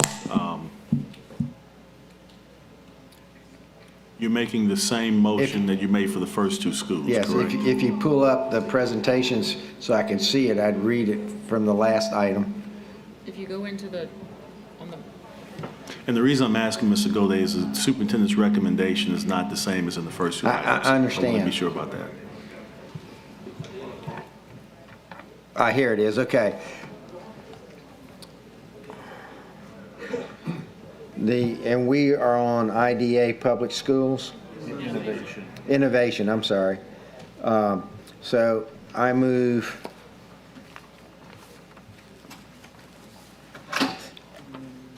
that we approve the recommendation of the superintendent for the initial renewal of the contract with Innovation, IDEA. So let me help you a little bit. You're not moving, the superintendent's recommendation, I believe, is for 3 years. This is innovation. Innovation, I'm sorry. Yes, go But ahead. it's subsequent. Okay. Yes. I move that we approve the recommendation of the superintendent for the initial renewal of the contract with IDEA Innovation for 3 years, with the provision that IDEA Innovation and EBR staff report back to the board at the April Committee of the Whole a review of plans and progress toward achievement in each and every category where it does not meet was earned in the recent evaluation, where there is a disagreement between IDEA Innovation and EBR Systems, that report to include progress toward agreement on the definition and measurement of all items, with the further condition that no final contract shall be approved before each agreement is reached. Thank you. Can I get a second? Or is there a second? I'll second. Seconded by School Board Member Patrick Martin. At this time, I would like to call up Mr. Brickhouse to do the presentation on behalf of the East Baton Rouge Parish School System.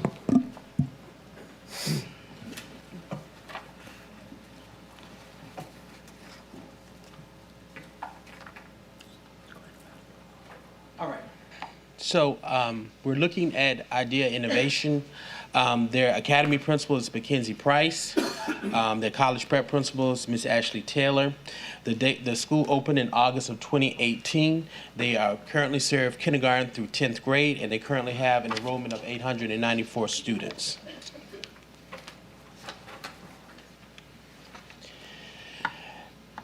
All right, let's look at their academic data. In 2019, they received a C with a school performance score of 66.2. In 2021, they received a school performance score of 46.9. Of course, there was no letter grade associated with that. In 2022, the school performance score was 50.4, which equated to a letter grade of a D. Their assessment score was a 28.5, which is an F, and their school progress index was a 75.1, which is a B, and that is important because, as we know, according to our policy, if a school has a D and they have received a C in subsequent years, and their progress grade is at least a B or an A, they should be eligible for renewal. And that's directly out of our policy. So although they did not meet the minimum renewal expectation of a C letter grade, they did meet it according to that policy. Let's look at their financial data performance. In 2022 and 2023, they met 2 out of 4. They did not meet in 2 out of 4 categories. And in 2020 and 2021, they did not meet in 3 out of 4 categories. They did not meet in the areas of external audit performance, as well as timely submission of budget, audits, and financial reports. In 2020, they did not meet in reference to their fund balance. They had a negative fund balance. Looking at their organizational data, they did meet their indicators in 13 out of 9 areas. They did not meet it in reference to re-enrollment rate, which of course has to be 80% for all charter schools. Their re-enrollment rate was at 66%. In reference to their school recording and data, they particularly in J Campus, they had missing grades. They received a letter of noncompliance in October 17, 2022. They had missing grades in April 25th of 2022, and they had students without schedule as of August 4th, 2022. In addition, they did not meet in the economically disadvantaged federal programs area. This area, of course, is tied to our Title I funding. There are particular indicators that they must adhere to, as all schools in the district must do. They did not have the district school-based policy. It was missing in their folder, as well as their back-to-school agenda and sign-in sheets, as well as all missing in their folder. Finally, they also received a letter of noncompliance for 504s. They had many 504s had expired and that had not been renewed.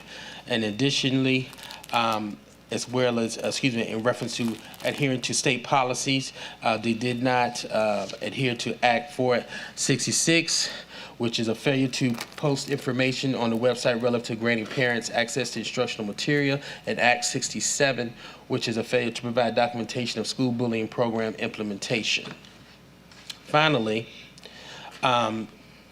they did not adhere to the BESI approval state policy bulletin, particularly with the fact that they promoted 2 students who should not have been promoted. These students were in the 7th grade. They were promoted to the 9th grade. According to state policy, all students must sit for the 8th grade LEAP assessment. So you cannot promote a student from 7th grade to 8th grade to 9th grade without sitting for the LEAP assessment. So that was a letter of noncompliance for that. In reference to the final recommendations, as far as academic performance, they did receive a letter grade of a D. However, because they have received a C in subsequent years and their progress report score is at least a B or an A, they meet the rationale to be renewed based on academic performance. They made 50% of their indicators in reference to the financial performance, and they only made 68.4 of their indicators met in the organizational performance. And that is the report. Thank you, Mr. Brickhouse. At this time, we'd like to call up the presenters for IDEA Public Schools Innovation.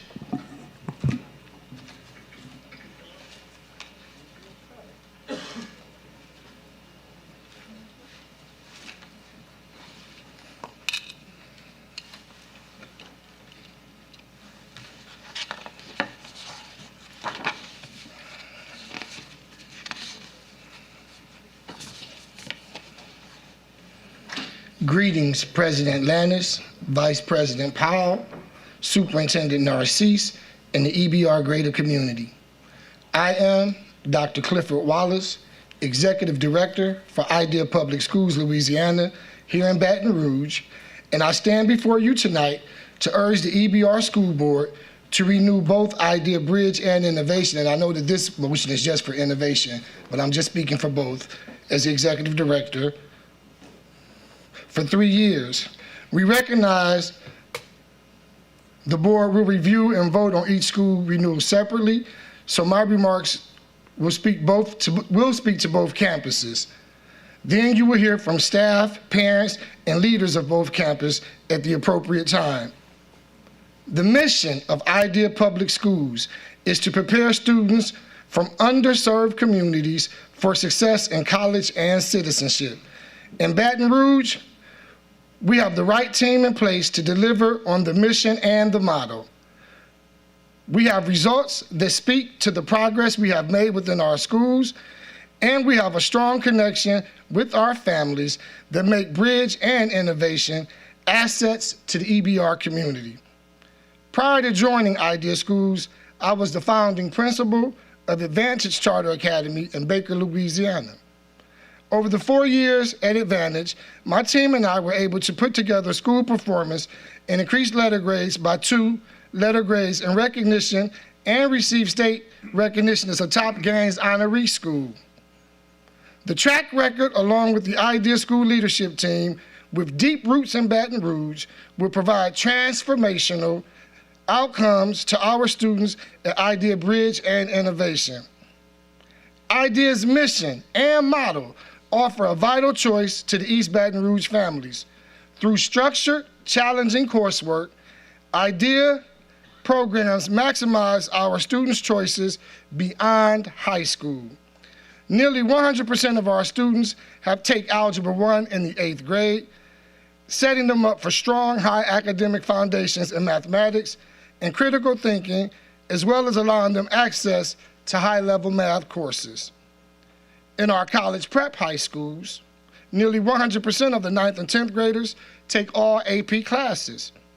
AP exposes our students to rigorous instruction, relevant engaging content, and possible college credit that can make college a more financially feasible opportunity.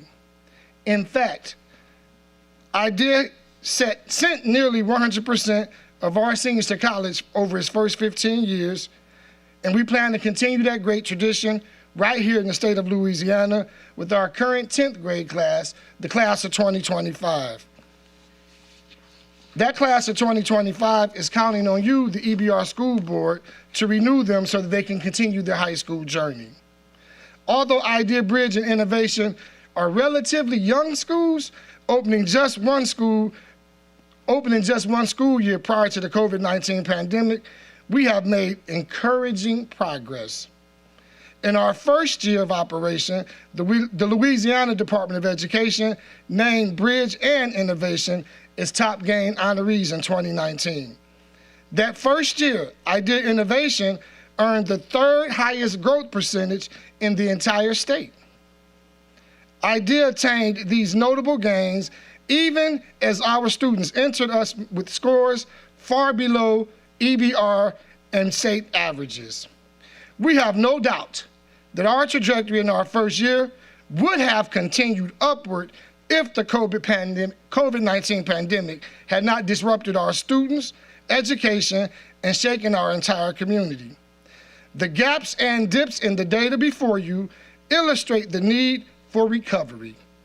However, the data is not a current snapshot of the recovery that is indeed underway in our schools. At both Bridge and Innovation, we have identified our students who have the most grounds and gaps to make up academically, and we are directing all of our resources to them at every grade level. As one example, we are seeing gains in our after-school tutoring, and we'll be continuing this intervention program to close all gaps for our scholars. Your decision tonight affects more than 2,100 scholars in the East Baton Rouge Parish, enrolled at both Idea Bridge and Innovation. It also impacts the more than 950 students who have applied to join our schools for next school year, despite our current SPS. Our community believes in Idea Schools and our ability to deliver on our promises. Tonight, we are asking you, board members, to believe in us as well. From this point, you will hear from speakers from the Innovation Leadership Team as well as staff. Thank you for your time. Thank you, Dr. Wallace. At this time, I'd like to entertain comments from our board. Seeing in the queue, we have Vice President Carla Powell. Thank you so much for sharing your comments. I did have a question. I noticed that you mentioned that many of your high school students are enrolled in AP classes. Have you guys received any statistics or data to support the passage rate of the AP exams?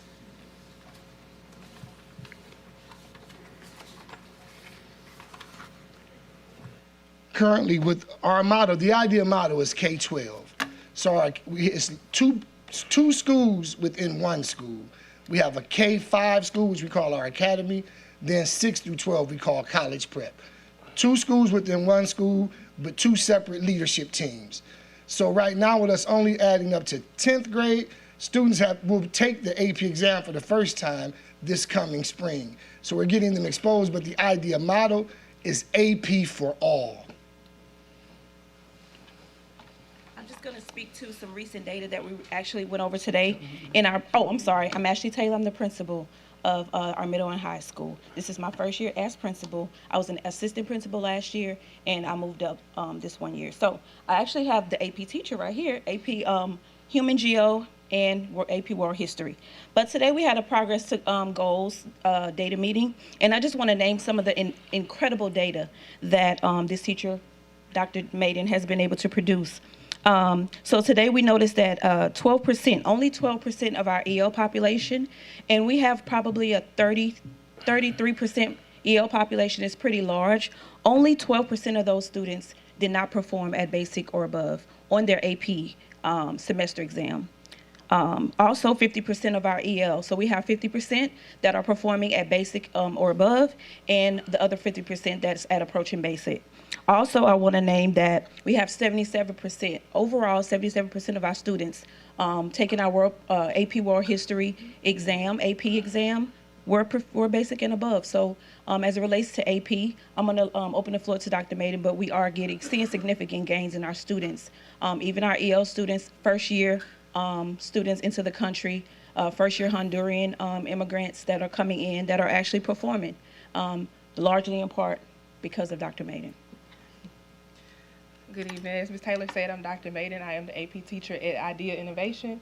And to piggyback off of her data on AP exams, last year, our ninth grade students did exceptionally well on the AP exam. We had 2 students who actually passed on the national level, so they scored 3 or above, and they will receive college credits for that. We had 22 students who were less than 5 points from scoring a 3 on the exam, so that means they were considered 2.5 students. And this year for World History, based on the semester exam data, I would like to add to what Ms. Taylor said. When we look at our IDEA model overall or nationally, our IDEA campus had the highest passage percentage rate on the semester exam, which is indicative of how they would score on the AP exam. Thank you. I appreciate you sharing that. As a former AP teacher, you all, that 2.5, for those who don't know, that means that those students are on the projection to be college bound or college prepared. It is also very exciting to hear about any students who are scoring at the right level to get the college credit right now. But thank you for answering my question. I appreciate it. Thank you. Does that conclude your comments, Vice President Powell? Thank you. Next in the queue, we have School Board Member Mike Goudet. Yes, thank you. Sir, could you please come up to the mic? While you're coming up, a couple of comments I'd like to make since this school is in my district.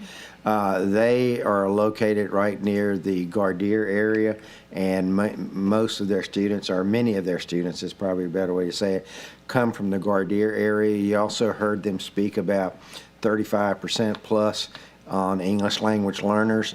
That is a very difficult segment of the population to work with. They're very capable segment of the population, but it's difficult to get over the language barriers, particularly because I attend Gardere Initiative meetings and things like that. There are many of the parents who don't speak English, which makes it even more difficult as you work through that. So I applaud the challenge that you guys have taken and are working very hard, even though this renewal causes me some concerns and some issues, but I'm trying to temper that by the task that you're undertaking. One of my major concerns, though, has been and maybe I'm mistaken, so I want to give you the chance to correct this. It seems like there has been a tremendous turnover in principals at the schools. Can you talk about the principals? Because you've had 5 years, and I think there's been 4 principals of the academy in those 5 years, or am I wrong? What I can speak to is what I know, and I've been employed by Idea School since October 31st. And so from my knowledge, Ashley Taylor, who just told you she was the assistant principal at College Prep last year, this is her first year as principal. I'm not aware of how many times changes have occurred before Ashley Taylor. At the academy side, Mackenzie Price, this is also her first year as principal. And so one of my concerns is, you're confirming exactly what I said, there seems to be a lot of turnover in the management of the school. And it is difficult and I'm not, maybe you have the exact right people in place right now, but that is a concern that I just wanted to put out there.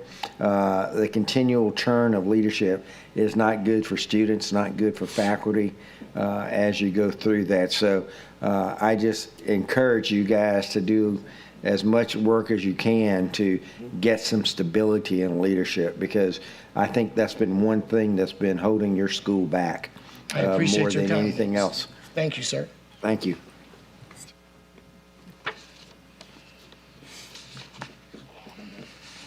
Okay. Thank you, Board Member Goudet. Next, we have Board Member Mark Ballou.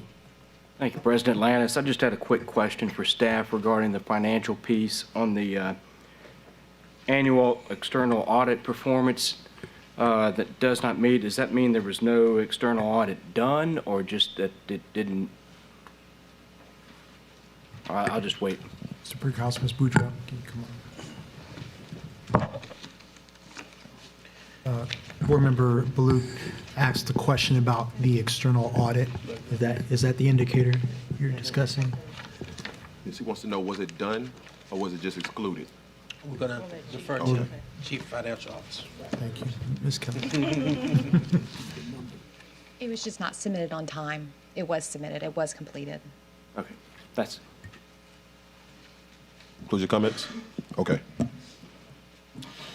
Seeing no further comments from our board, at this time I will go to the public. First, I will read the comment cards. I only ask that our general public please bear with me. As you can see, I have a stack of cards to get through. Okay, yes. And all of these cards are in reference to C3, Innovation Idea School. First up, we have Mr. Kenneth Campbell, who says he speaks in favor of the recommendation to renew. Next, we have Ms. Alethea Black, who opposes the recommendation to renew. Next, we have Mr. Jesse Jackson, who supports the recommendation to renew. Followed by Mr. Reginald Stewart, who supports the recommendation to renew. Followed by Ms. Stephanie Patton, who supports the recommendation to renew. Followed by, I'm sorry, this is the card.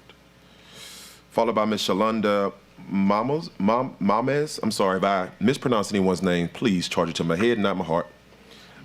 She supports the recommendation to renew. Ms. Rashida McCallop opposes the recommendation to renew. Ms. Jada McNabb supports the recommendation to renew. Mr. Antonio Delaney supports the recommendation to renew. Ms. Sharonda Cooper Epps supports the recommendation to renew. Ms. Catrice Terrence supports the recommendation to renew. Ms. Latoya Batley supports the recommendation to renew. Ms. Whitney Webster supports the recommendation to renew. Ms. Denisha Milton supports the recommendation to renew.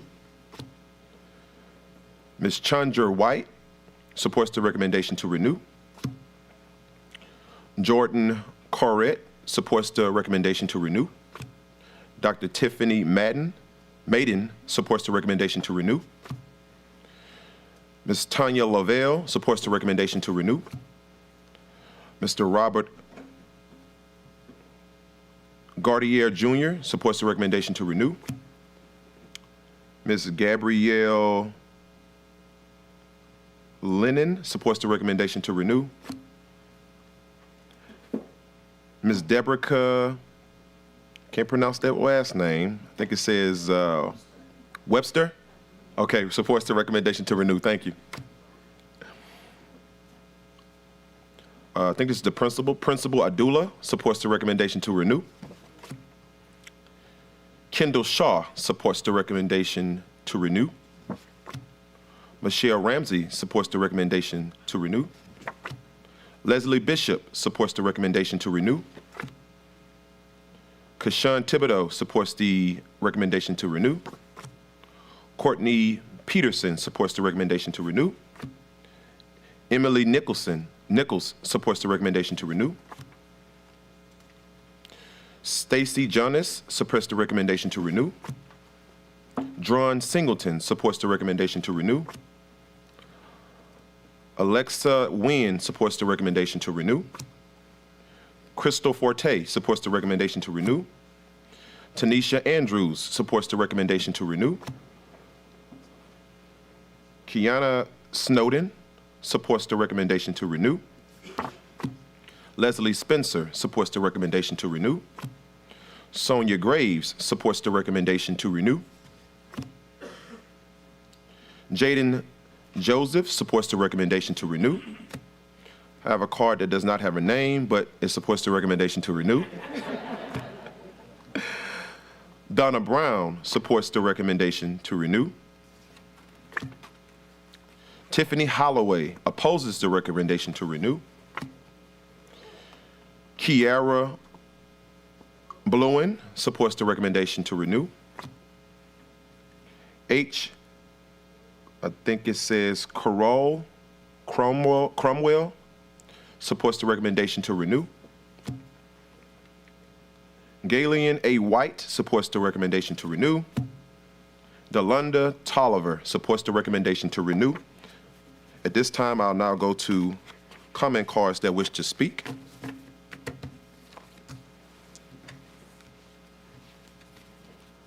First, we have Dr. James Finney.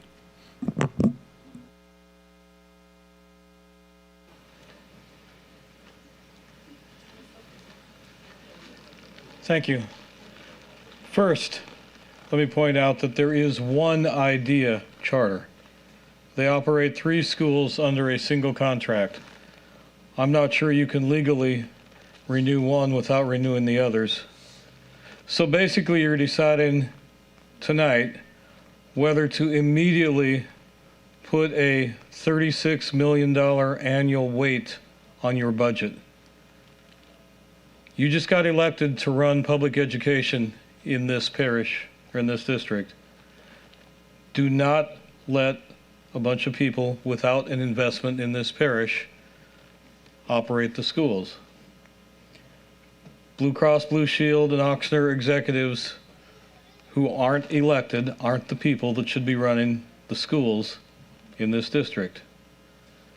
If these schools were considered collectively, there would be no chance that anyone would get a renewal.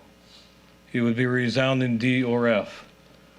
Bridges scores are lower than Innovations, and the ones on Plank Road are much lower still. So exactly, think about this before you vote 8-1 to write the blank check for another 3 or 4 years. Exactly how bad does a charter have to be both in terms of academic performance and those pesky little details like getting all the paperwork right? Just how awful does a school have to be before you will vote to shut them down? Apparently there is no bottom line, because I don't remember this board ever failing to renew a charter that was requested. Now, there's some folks who hope you remember that in a little while when you get to emerge. But with respect to IDEA was a mistake. What happens if you give this school a renewal and you shut Bridge? Is Innovation suddenly going to have a pod right behind the Amazon building? Are they going to look to Charter Schools USA for how to avoid the law? Think about it. There are a whole bunch of students that need to find out tonight that they need to figure out a public school run by public employees and administered by a publicly elected board where they can go to school next year. Because these IDEA schools should close. You have an obligation to look at the data, determine that these students would universally be better off in publicly operated schools run by publicly elected folks. So thank you for your consideration. Thank you, Dr. Feeney. Next, we have Patty McRae, followed by Ariana Brown.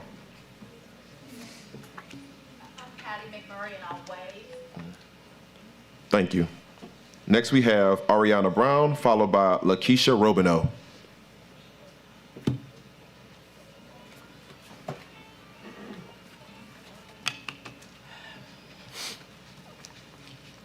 Hi, I'm Ariana Brown. I'm currently a social studies teacher at Ideal Innovation, and of course, I do recommend for renewal.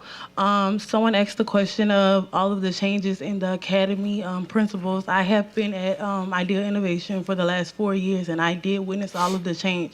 And I feel as though sometimes when things don't work, change should happen. I've seen so many times in education systems where you guys are kind of scared to let go leaderships, but sometimes everyone isn't put in position that they should be leaders. And I think that we did a good job of identifying that and regrouping and rebirthing our system, just from what I witnessed. Secondly, Ideal Innovation, we do service the undermined community, and especially we do a well service in the Gardia area to the ELL students. With EBR, what I've witnessed in the last 4 years, we are offered little to none of resources when it comes to actually servicing that community. So we do our best, and we have grown them, and the data shows. That is all. Thank you. Next, we have Ms. Lakeisha Robineau. Robichaux, I'm sorry. Yes, ma'am. Thank you. Next, we have Mr. Frederick Hamilton Jr., followed by Dana Henry. Good evening. How are y'all doing this day? Oh, I will. I appreciate it. All right. This is my first year at Idea Innovation. Now, what I can say is coming into education, I did have a big heart, and my ability to be able to have and be trusted with educating somebody's child, but it wasn't until I came into Idea Innovation who laid out their mission. The principal, Ashley Taylor, who was my teacher coach back at Iberville Charter back in 2021, she laid the floor work for me and have gave me the confidence to not only set high expectations for my kids, but as the Algebra 1 teacher for Idea Innovation and College Prep, more specifically 8th grade, my EL students, many of them exceed expectations. I don't think there's any team, despite the challenges that we have, I don't think there's a principal in our current leadership led by her that I would rather go to war with in not only raising our expectations, reaching our goals, but exceeding those goals. Thank you. Thank you. Ms. Dana Henry? I'm sorry, okay, Mr. Dana Henry, I apologize. Next we have Dr. Alicia Gibson.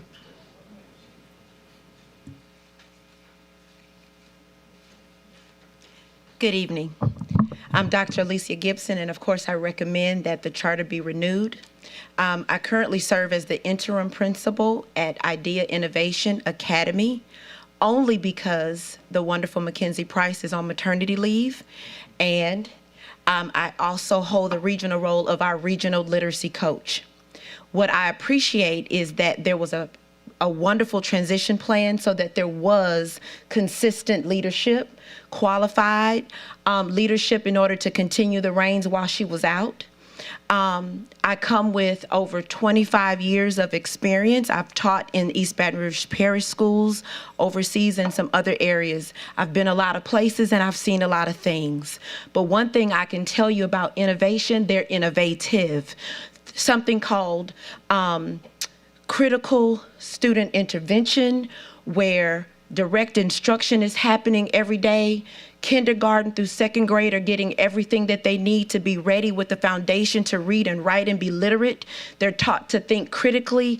Moving on into third, fourth, and fifth grade, I see passionate educators every single day. We are myopically focused on hitting the mark every single day to raise the test scores and make sure that our students are ready for life beyond our four walls. So those are my short comments, and I thank you for your time. Thank you. Seeing no other cue cards and seeing no other further public comments, at this time we'll now go back to the board. Seeing no one inside of the queue, I'm sorry, we have School Board Member Nathan, we have quite a few. School Board Member Nathan Russ. The gentleman that presented from the school, if you could. Dr. Wallace. Dr. Wallace, thank you, forgive me.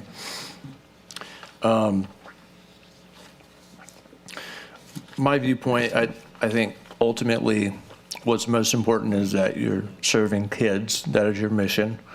And obviously you guys are going to be working to fulfill that mission. You have a different population there. I lived for about 3 years in that area, so I'm familiar. As I'm looking through the report that we have here, my concern and my encouragement for your organization is that it shows a lot of administrative issues in the school in terms of where you're failing to hit the rubric. And so what that says to me is overall competency overall, not of people, but as an organization, is not as high as you would like. And obviously you have some challenges. You just came in October 31st, I think you said. You've got a new principal. What I would encourage you is if your charter renews, obviously because of the motion that's been presented, you're going to be asked to come back before the board in April. I would encourage you to look at your systems for how these issues are dealt with and ensure that you've got strong systems to prevent this from happening in the future. I think that's going to give the board a lot more confidence in that area, so that we don't see, a lot of this stuff in which we did not meet the criteria last year. I think could have easily been remedied if you're aware of it. Most likely, I would think. Is Dr. Cottrell in the audience, Dr. Jeff Cottrell? This is the superintendent of Idea Schools, so I would like for him to kind of comment on what you just said. Please. Move that up a little bit. Good evening, Board President Lannis, Dr. Narcisse, members of the EBR board. Pleasure to be here. To your question, Member Russ, absolutely right. There's an opportunity for us to be better. But I will tell you, I think that there's an opportunity for us to understand where we can be better too. And my request is that there's an opportunity to engage with the EBR school system to better understand the data, because it was last week that I was able to join a meeting here on Wednesday, at which point in time I was provided an overview of the data, and I asked many questions regarding the data, the underlying factors and indicators that bubble up into the does not meets, into the meet some, and I was provided inadequate responses. And quite frankly, if we didn't meet, we're going to own it all day long, and we'll fix it. When we come back in April, it'll look different. It'll look different when we come back for a renewal again. But I think what's critical here, is absolutely critical, is that this is a partnership. That's what I heard earlier. I think partnership between a local district and a charter school. We want to forge that. We want to partner with you, and we want to understand how we can actually partner in a way to meet every indicator that is expected of our school system. And I will say, I've been a traditional school superintendent. I've also worked at a state department and worked in force statute for a number of years. I've closed down traditional school systems in that role. I've closed down charter schools in that role. But in each one of those situations, there was clarity and expectation. There was clarity in the communication and the data. And so my request is, help us understand how we can improve. There's certainly academic results that need to be improved. But I'll tell you, we got a ton of people here. We got a lot of cards there, Board President. I believe in this staff. I believe in what we do as a school system. I believe in our scholars. Member Godet, doesn't matter where students come from. We're going to stand and deliver for them. But we just ask for the opportunity to partner better with East Baton Rouge. And I will tell you, I've only been employed with the school system for about 7 months now. There's an opportunity to engage and partner in strength to deliver, because we educate nearly 3,000 students in this community. We want to get it right. We want to get it right to your standard, because ultimately that standard creates opportunities and a future for our scholars, this community that we want to be true. And so my request, as we work through the data, because I'll poke holes in it all night long. Like, how do we have a consolidated audit for 2 different schools that's submitted to y'all, but we have a does not meet for one and a meets for the other when it's the same audit? Matt, but my point is this. If we could sit down and have a conversation around the data and the underlying indicators, I'm happy to explore and remedy it. And I'll make that commitment to you, sir, tonight, and all of you, to the point when we come back with a provision to report back in April, we're happy to. Happy to come back in a year from now and discuss renewals, off cycle, on cycle. We're happy to report back to you on progress that we've made and the results that we're delivering on and the indicators that we will meet and the scholars will lift up for this community, for their families, for you. I'm willing to take more questions, but I'll also step away. We've got other questions for other folks. Thank you for your comments. Frankly, that's what I wanted to hear. And, you know, it is the policy of this board that we conduct annual review of every charter. And from what I'm understanding, we have failed to do that in the past. And that is something that myself and I believe other board members are going to consider a priority in the future, because I believe that not only does the board have a fiduciary responsibility to do that, but we have a responsibility to you to hold you accountable and for you to be able to communicate with us. And I believe, you know, inspect what you expect. And so I look forward to, if renewed, what you can do to show what your organization is capable of. Thank you. Thank you. And I just remind board that please be cognizant of policy of time. Each board member has 5 minutes unless we enter into a substitute motion or unless it comes back to our board. So I just want to make sure we remind you of time because we are now almost 1 hour and 30 minutes before we hit our meeting deadline. Thank you.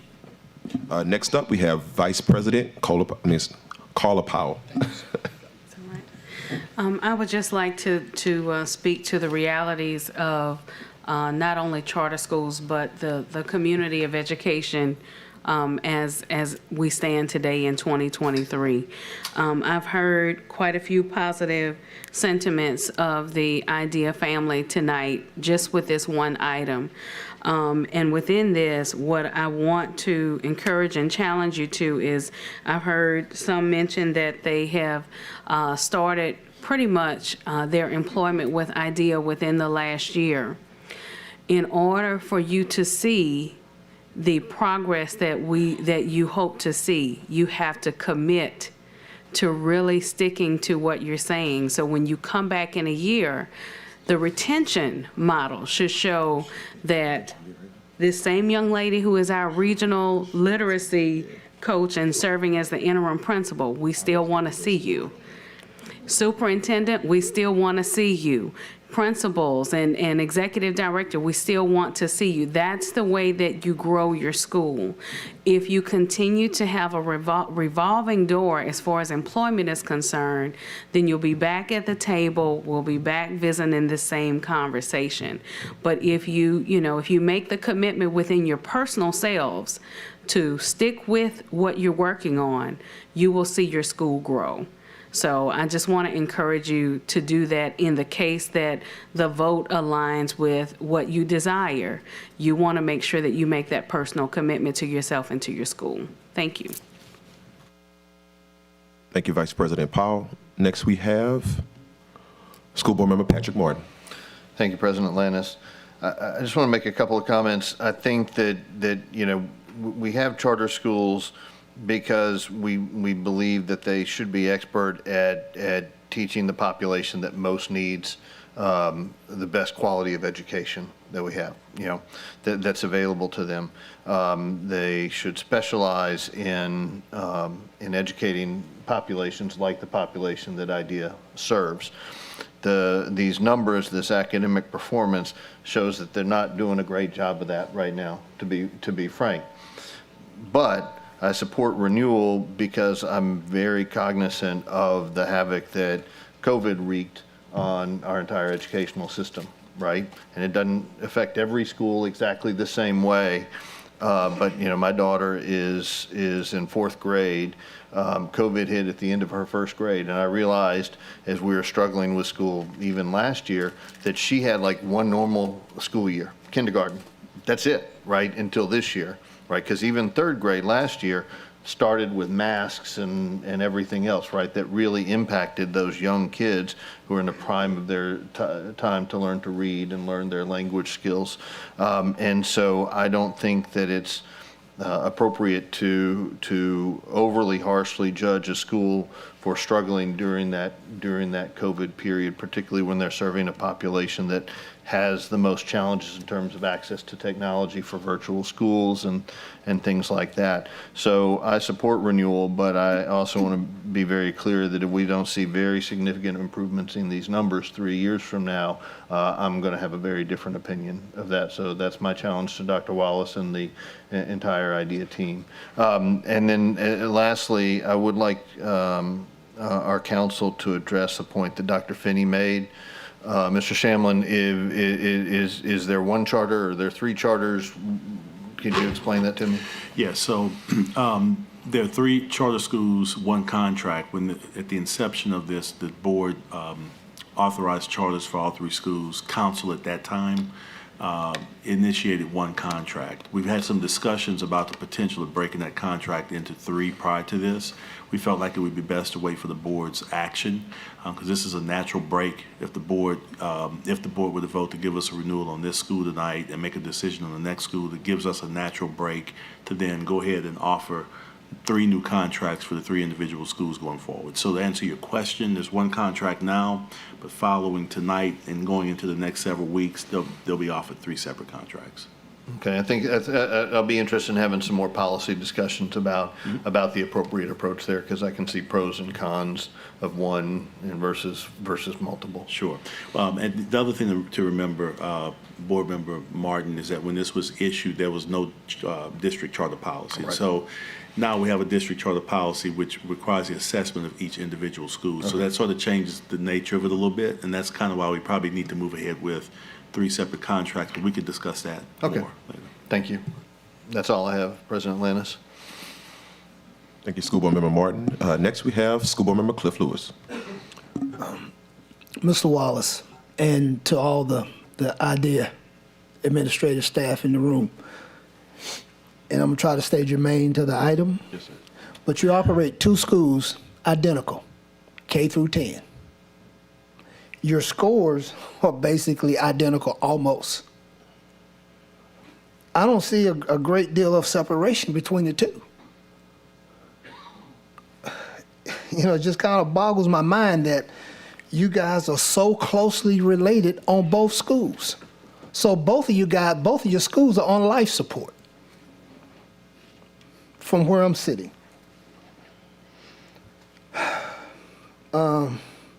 I understand the population that you serve. I've been struggling with this deal for about 3 or 4 days. You come in, you take over an organization, you say you've been here 7 months, 7 weeks? 7 months. 7 months. You didn't know what you were walking into when you walked into this? Incorrect, sir. Pardon me? I absolutely knew what I was walking into. Okay. And I'll tell you, I believe in it. And I believe in what we do. I believe that we've had some missteps. But I believe that there's an opportunity. And we've made promises in this community. We've made promises to our families. We've made promises to our scholars. And while that data doesn't bear out that we are actually delivering upon those, I look forward to the day where we actually get to visit, and we are. And I understand education is data-driven.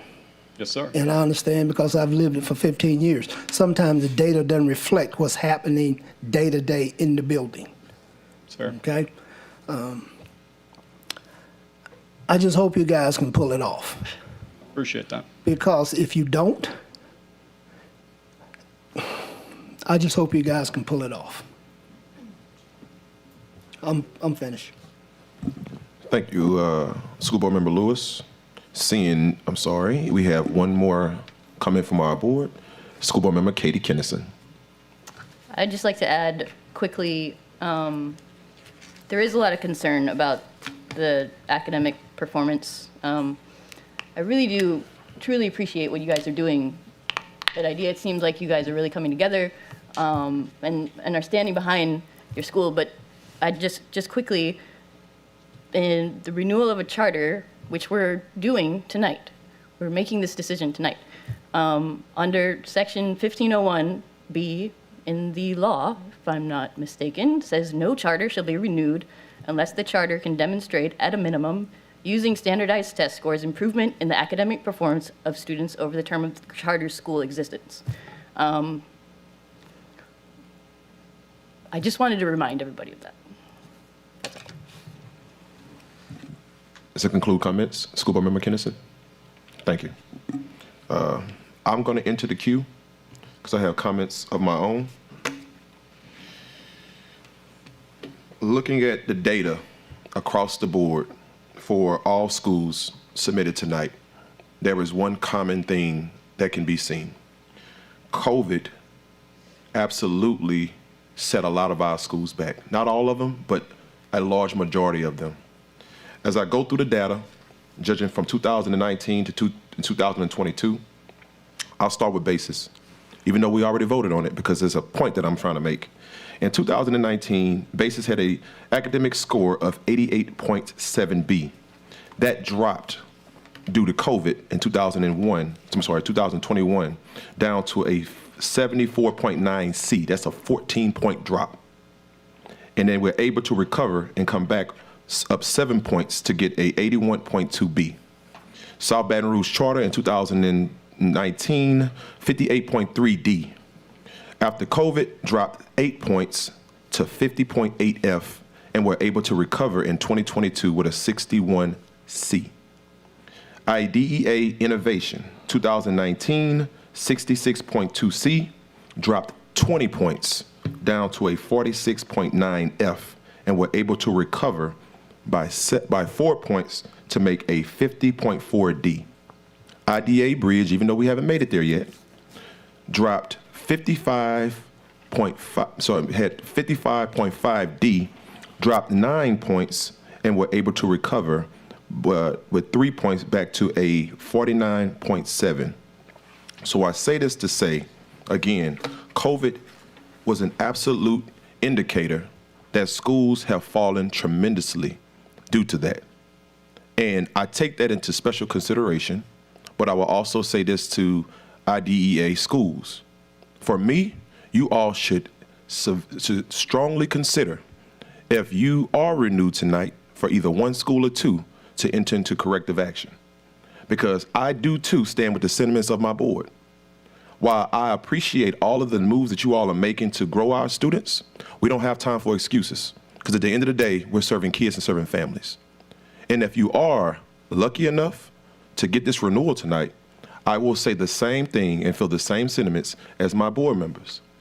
If you come back in 3 years, and I want you all to hear me clearly, and this is any other school that has to come up for renewal that follows the same thing. If you come back in 3 years and we have the same issue, for me, it's not even a discussion. I'm voting no, because our students don't have time for us to try to figure this thing out. This is too important. We have too big of a job, and our school system is trying to right-size itself to make lives better for the citizens that we serve every single day. So I just wanted to be extremely clear about that, and I will stop my comments. I see we have Coach Lewis in the queue. Unfortunately, you have already spoken, so we won't be able to go back to you, Coach. I'm sorry. The board policy. Nah, we can't. Okay. Before we go to the vote, there were 2 cards inside of our comment box that were lost in translation, so I ask you all to please excuse me. At this time, I would like to go back to public comments, and there were 2. I will ask Ms. Angelica Presley to come to the mic, followed by Ms. Karonda Corley.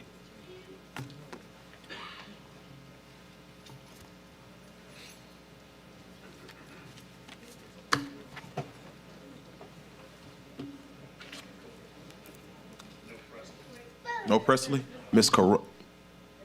Okay.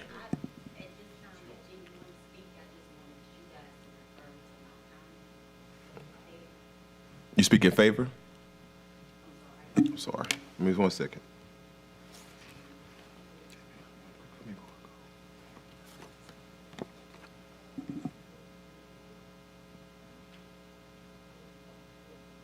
All right, you said to refer to the emails from Ms. Aletha Black, please. Gabriel Black, auntie, student of IDEA Schools. Yes, ma'am. We will take that into consideration, and I'll be sure that if that email has not been disseminated to our board, I'll be sure to make sure that it does. Thank you. Ms. Karonda Corley.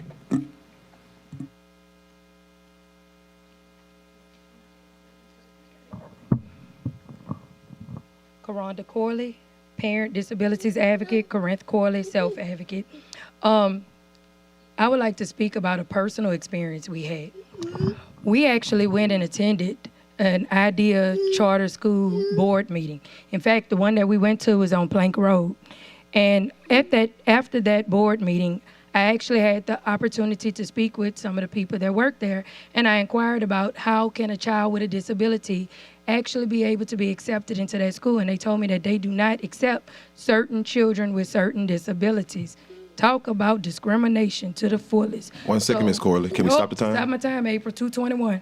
We're only speaking germane to the item, which is IDEA Innovation. So I understand you went to another school. Those rules may be different. It was IDEA. You said it was innovation. You said on Plank Road. That's not innovation. Plank Road. I know, but I'm about to get to that one. So you have to keep it germane to the topic. I am. 2/21, April, because it's showing 2/17. Okay, so then after being told that at that one, I started going to all the different schools, all of the different charters. And to my surprise, I was informed that they were not taking children with disabilities, that they actually were saying that depending on the child's disability, they would not accept them. So that right there is discrimination. So how do you fix that, right? Well, I went to LDOE and spoke with Bessie in regards to trying to fix it. And so I had the conversation with Meredith Jordan and Mr. Lambert in regards to these schools. And I started naming the schools, each one and each date that I went to each and every last school, because I made sure I documented who I spoke with and what they actually said. It is a problem when we say that we want to renew a contract for any entity that is federally discriminating against children. We talk about every student every day. That's our motto. How can we renew a contract for somebody that don't want to accept every student every day? We can't. We can't. What will you tell my child if I wanted to enroll him there? Because they fall up under EBR, which means even though they have their own board, you still legally will be held liable. So what would you tell them? The feds don't care about their other board. They go care about what I file against you. Now, the ACLU and I, we've come before y'all many times before, and the ACLU have let y'all know that we work on the same side. Don't get it twisted and think that I'm sitting idle today and that I'm not going to file something. I can wait until the ink dry, but I make sure that it will be in court and it won't go to 19 JDC, because when you talk about discrimination based on disabilities, that's federal. That is federal. Now, I do have proposals because I come with solutions all the time. Our school system currently have a vacancy of more than 200 positions. We can let IDEA public schools give severance pay to all that staff and go ahead and close in May like Democracy Prep and bring all that staff on board with our school system. We can offer them the same bonuses that we were already offering, and those children can have a real true chance, a real true choice, a real true opportunity at education. Thank you. Thank you, Ms. Corley. Seeing no further public comments at this time, Madam Secretary, please call for the vote. Please vote.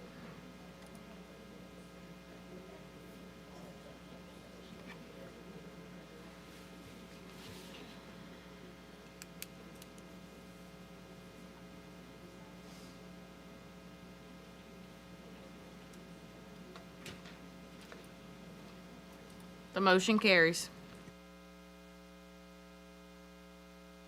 Thank you.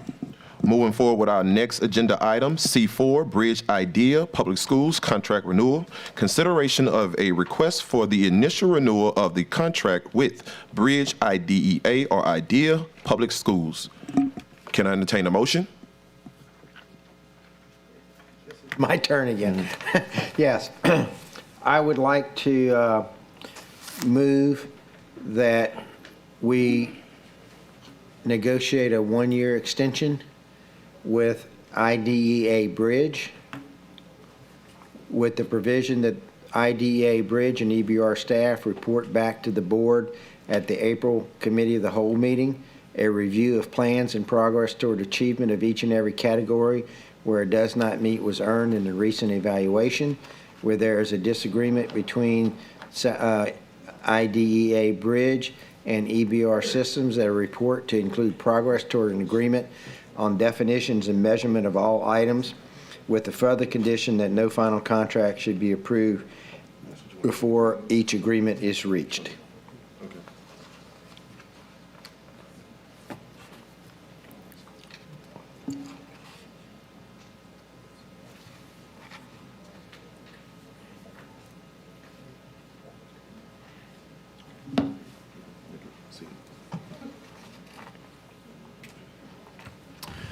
I'd just like to inform the board that with my recommendation, if that is considered, I'd like to make sure that for that extension year, if the board chooses that because this school is an F, that we have a quarterly report that they do concerning their performance if up to the year that they would be reconsidered for that year, if that's what the board chooses.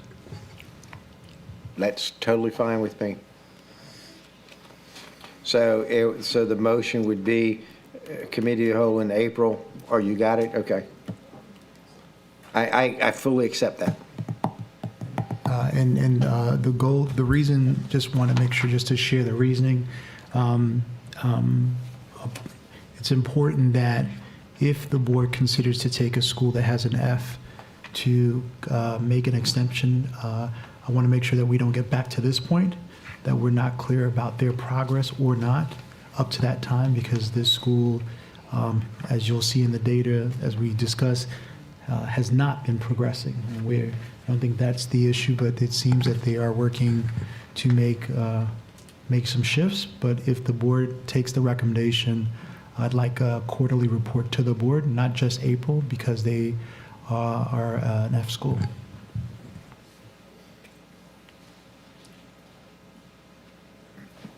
I will accept in my motion whatever Mr. Shamlin says needs to be there to make that happen.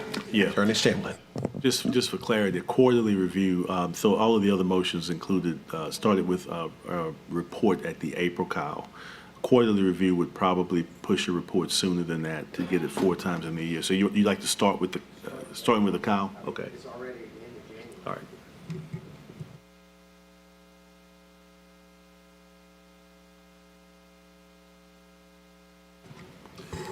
So the motion reads, a motion to approve a 1-year extension of the contract with the Idea Bridge Charter School with the provision that Idea Bridge Charter and EBR staff report back to the board a quarterly review starting with the April COW of plans and progress towards achievement of each and every category where it does not meet was earned in the recent evaluation, where there's a disagreement between the Idea Bridge Charter staff and EBR school system staff. The report to include progress toward agreement on the definitions and measurement of all items, with the further condition that no final contract shall be approved before each agreement is reached. I think the last term, no final contract to be approved, to give them a 1-year extension. So we need to remove that. I believe the contract probably needs to be negotiated if you're doing quarterly reviews throughout the year prior to. So we'll remove the last piece of that language. Let's take out.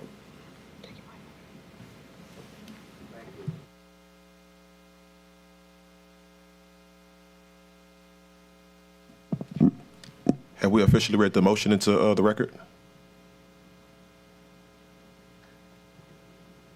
Yes, I can read it one more time if you.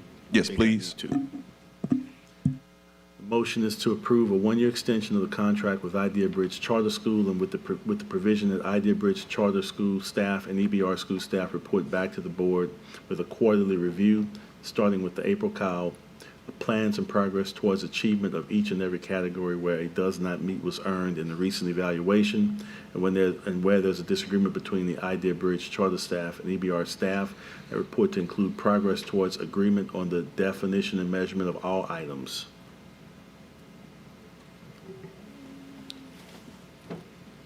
Is there a second?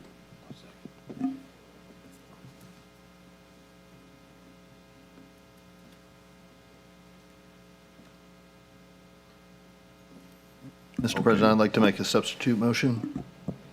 Yes, sir.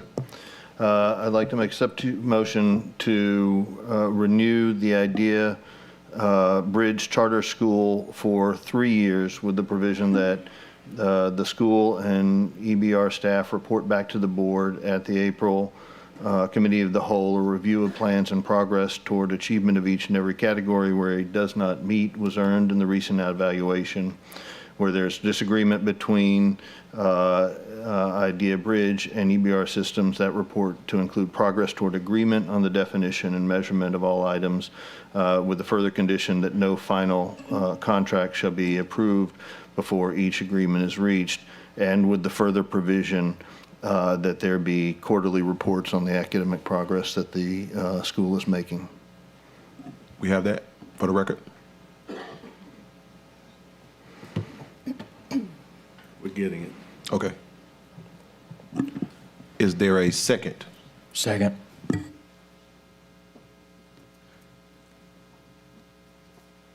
Okay, we now have a substitute motion on the table, moved by School Board Member Patrick Martin, seconded by School Board Member Nathan Rust.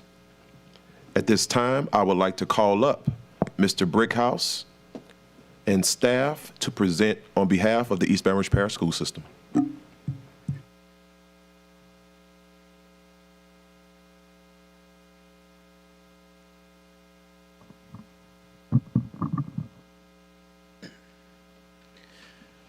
Okay, the Idea Bridge information is as follows. The academy principal is Mr. Abdullah. The college prep principal is Ms. Webster. The school opened in August of 2018. It currently serves kindergarten through 10th grade and has 1,243 students. And looking at their academic performance, in 2019, their school performance score letter grade was a D. They had a school performance score of 55.5. In 2021, their school performance score was a 46.4, which of course there was no letter grade attached to that. In 2022, their letter grade was an F with a school performance score of 49.7. The K assessment index is 31.3, which is equivalent to an F. The progress index is a 70, which is equivalent to a letter grade of C. They did not meet the minimum requirement of a C letter grade for renewal. However, in addition, Idea Bridge was noted as an academically unacceptable school in 2022. In reference to their financial data, between 2021 and 2023, they had a meets all in 4 out of 4 categories. In 2020, they had a meets all in 3 out of 4 categories, with the only issue being the 2020 was a negative fund balance. As far as their organizational data, they met 12 out of 19 indicators. As far as their re-enrollment data, they needed to have 80% of their school re-enrolled. They only had 68.34%, which was not met. As far as suspension data is concerned, they had 18.69% suspension, which is well over the 10% national average, which includes a does not meet. As far as student recording and data entry, they had missing grades. Had a missing grades letter October 17th of 2022. They had unscheduled students letter for August 4th, 2022. And they also had missing grades again in April 25th, 2022. As far as their subgroup performance is concerned, they have they have a negative subgroup performance academically and economically disadvantaged and African American. In addition, as far as the economically disadvantaged of federal programs is concerned, of course, as I said, there are requirements that are tied to Title I. They did not have they had no back to school documentation in their folder, and they also had missing student compacts in their folder as well. And as well as meeting a student population receiving services and supports. They had a 504 noncompliance letter that was given to them on October 18, 2022 for 504s that were expired, a significant number.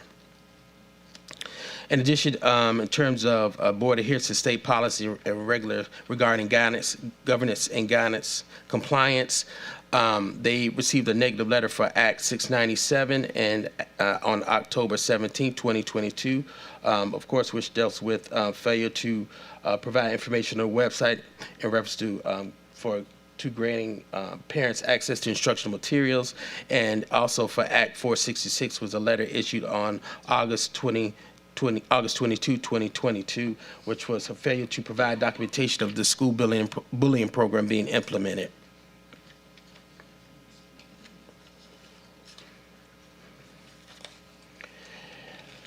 It is a recommendation to the board that Idea Bridge not be renewed to operate as a Type 1 charter.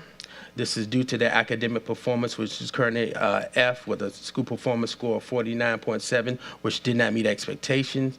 Although they had 100% indicators and financial performance, as well as a do not meet expectations for 63% of the indicators met as far as organizational performance.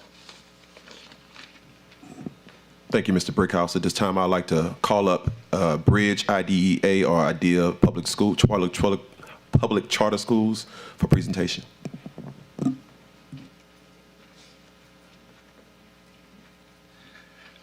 Greetings again, board members. Tonight you have heard from a lot of leaders, educators, parents, and our IDEA family at whole. Renewing both charter schools for 3 years will allow us to fulfill on our promise to the East Baton Rouge Parish and graduate our first class of IDEA alumni-bound college students, the 119 sophomores that we currently service between Bridge and Innovation are counting on you. A 3-year renewal will also lead to the improvements necessary in accelerating learning lost in the pandemic by allowing thoughtful implementation of curriculum, teaching practices, and a culture of excellence for our IDEA community. Finally, a 3-year renewal for both schools will allow us to regain the momentum we had prior to the pandemic. It will allow us to meet our students' individual needs and get the most out of IDEA's intervention programs. It is because of everything that has been stated here this evening that on behalf of the IDEA school community, I humbly ask for your support for us to continue our vision to educate children within the East Baton Rouge Parish. We lead by our heads, our heart, and our feet. IDEA is devoted to scholars we serve. We have evidence that our program does work, and we will work steadfastly, unmovable, unshakable, until we meet academic excellence for not some of our students, but all of our students. Thank you for your attention and your serious consideration on voting yes for a 3-year renewal for both IDEA Bridge and IDEA Innovation.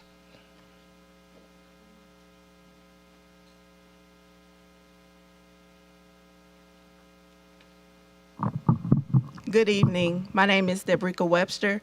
I'm a founding member of IDEA Bridge College Prep. I started my career with IDEA as a founding teacher fellow in year 0, which is the year before we launched. I served as a critical student interventionist, assistant principal of instruction, principal in residence, and now I'm in my 2nd year as principal. And so as principal of IDEA Bridge College Prep, I am petitioning the board to fully renew our charter and give us another opportunity to fulfill our promise to families. We launched in 2018, committed to ensuring a 100% college acceptance and matriculation rate. Since that time, we have faced setbacks with closing gaps with students and COVID learning loss. Although our data is not where it needs to be, there are several highlights that I want to name as reasons to continue operating our campus. 1, our 9th and 10th graders are automatically enrolled in AP classes at Bridge College Prep, and all of our 8th graders take Algebra 1 without having to be tested in. 69% of our 8th grade students entered high school with an Algebra 1 high school credit. We offer field lessons and college experiences for our students. Just last year, our 8th graders took a trip to Alabama and our 9th graders to Atlanta. Our 6th and 7th grade students have field lessons locally here in Southern Louisiana and LSU, and we had 7th graders go to the University of Louisiana at Lafayette to build their college-ready experiences. We have Big Buddy afternoon mentor programs that have been successful at our campus, social emotional learning programs as well. Coach Collins is doing an incredible job with our scholars and athletes to keep them focused and staying at Bridge through high school. Our social worker, our student success advisor, and our coach have created partnerships with community leaders where we serve the communities during holidays and long breaks to provide resources for families who may not otherwise have them. Approximately 60% of our first graduating class are founding students. And we have partnered with LSU for our computing electives, which will set up students to earn a STEM diploma endorsement when they graduate. I believe that it's in the best interest of our community that we're building at Bridge to fully renew our charter. Additional resources, supports, and partnerships are helping Bridge scholars perform well in high school. Thank you. Good evening, board. My name is Dahoyuddin Abdullah, and I currently serve as the Academy Principal for IDEA Bridge. Prior to serving as principal in 2016, I served as a math teacher for Baton Rouge Bridge Academy, where we merged with IDEA in 2018. The main purpose I want to name today is my goal and my role is to improve the academic standing for our students here in Baton Rouge. For the last 3 years, I've had the privilege of serving our Academy Scholars for Bridge. Despite being faced with significant changes and challenges within the last 3 years, including the COVID pandemic, our families have persisted with us. Bridge consists of more than 90% of students who receive free or reduced lunch. This statement alone should inform you that the work that we're doing at Bridge is to change the life trajectory for the students we serve, who come from the most impoverished areas of this community. In 2019, Bridge received the A Progress as well as Top Gains recognition. Considering that the world has experienced one of the most traumatic events of our times, I ask you to consider the following areas before you cast your vote. This is what we're doing to make academic gains. One, we're holding professional developments for staff that's based on mastery of student academic gains, as well as trauma-informed practices. We have a daily focus on student data, which is focused on exit tickets and assessment to determine what students are performing each day. We're having data conversations with our principals as well as our teachers so that we are understanding what are the true gaps that our students are facing. And just to note, majority of our students are facing 2+ years of learning loss. And that's the work we are challenged to close. Here is what our Bridge community has produced. As a founding teacher, we've had 3 other founding teachers from Bridge Academy that are now serving as assistant principals across IDEA campuses. All of those assistant principals are serving the K-2 campuses, which is focused on the foundational reading gaps of our scholars. In addition, in 2021, we launched our campus farm, where we grow vegetables that is served in our school lunch as a healthy initiative part of our program. In 2022, we started our campus PTO, where our parents will be speaking today about the importance of being in this community. So as I say, Rome was not built in a day. I know we do not have time to waste on our children and education, but I ask that you cast a vote for more than 1 year, either 3 to 5 year renewal for IDEA Bridge. As IDEA Bridge principal, I humbly request that you cast a vote to continue our progress and work here. Thank you. Thank you. With regards to our timeliness for our meeting, I have to make a slight adjustment. So I will say first, forgive me for stepping out of the room. I had to get clarity with our board attorney. But in regards to speaking time, I'm unfortunately going to have to cut the time down for not only our board, but also for public comments. Our board is now going to be adjusted to 2 minutes to speak, and our general public is going to be reduced to 1 minute to speak. And I'll tell you the reason why. Because if we don't get through this item tonight, we will unfortunately have to try to get through it on Monday, and we would have to make sure we get this vote taken care of before January 30th. Tonight we have a lot of cue cards, as you see in my hand, and this is just on this one particular item, and we still have another item that we have to get to. So I just want to be very clear as to why we have to make those adjustments, and I try to reduce 2 minutes from each side. To be fair, well, 3 minutes from board. So that's 2 minutes for board to speak, 1 minute for public comment. Okay, just want to be very clear about that. This time, I'll now go to our board, and we have Mr. Patrick Martin inside of the queue. Thank you, President Lannis. The school's been open for 4.5 years. COVID has impacted 3 of those years. Thank you, Vice President Powell. The school's been open for 4.5 years. COVID's affected 3 of those years in a significant way. I'm not big on making excuses for failing to provide education to kids because of COVID, but it's a reality, and decisions were made that this school had no control over that affected that. As Mr. Lewis noted, this school and Innovation have virtually identical scores. Innovation had a 50.4, Bridge has a 49.7, right? That's the difference between a D and an F. It's a small numerical difference. And for that reason, I think a renewal is appropriate. I also think a renewal is appropriate because, as was noted previously, this is all under one contract right now. We might change that in the future, but right now it strikes me as incongruous to say because of 0.7 difference in the scores. One is going to be renewed for 3 years, and one is going to get no extension or a 1-year extension. I think a 3 year is more appropriate. I'd also point out that parents continue to choose this school, and I think that's very important for us to consider, and not lightly dismiss the fact that parents continue to choose to send their children here. In terms of why I believe a 3 year is more appropriate than a 1 year, I think a 1 year basically sends a signal that this school is unlikely to continue, which will have significant impact on its ability to provide the consistency that several of the board members have noted this evening, and to have the teachers have the certainty that they will still have some jobs. You know, if you say you've got 1 year and you're under a microscope the entire year and you have one hiccup, it's gone. Many teachers are going to look at that and say, I'm worried for my job. So with that, I do want to thank staff for their hard work. Even though it's their job to apply the policy as written, it's our job to step back and see whether there should be an alteration of the policy to account for the unforeseen circumstance that was COVID. Thank you. Thank you, Board Member Martin. Next, we have Vice President Carla Powell.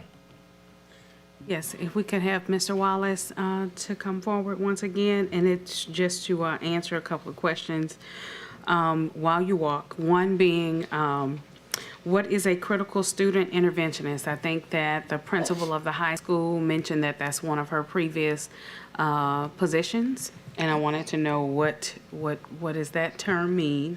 And then also still asking about that AP exam data, and possibly even what is your data that supports your Algebra 1 students that take Algebra 1 as an 8th grader? Are they passing? Do they have a passing LEAP score? So I'll answer the CSI question, and I'm gonna ask Ms. Webster to come back for the Algebra 1 question and Okay. AP question. CSI, critical student intervention. At Idea Schools, we identify all of our students and their learning levels.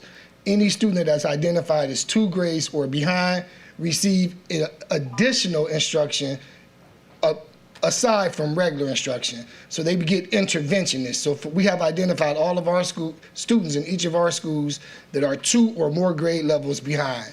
They get their regular instruction, and then they get a separate interventionist to help close those gaps. Okay, thank you. Then Ms. Webster, if you can speak to AP and Algebra 1. Yes, and I'll just add with critical student intervention, we currently have 45% of our critical students growing 1 or more year in their reading, and that was the goal for January. The goal is 50% of students to grow, and we have 45% of those students growing 1 or more as a progress monitor right now. And then, can you ask your question again about algebra? AP exam data, and then Algebra 1 LEAP data when those students take the Algebra 1 as an 8th grader. Yes, so AP exam data, we grew 14% from this time last year with semester exam data in AP. And so I believe that our students will be set up for success to get those college credits this year. We have a new AP World History teacher on staff who comes with us with experience with teaching both AP World History and AP Human Geography. And so we're excited to see more growth. So, but there was a 12% growth from this time right now from this time last year with AP semester exams.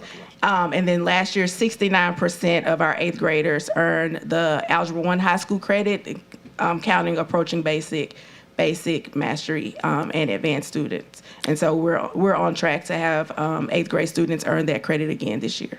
Okay, thank you. Yes, ma'am. Thank you, Madam Vice President. Next, we have School Board Member Cliff Lewis. Your principal, mic on.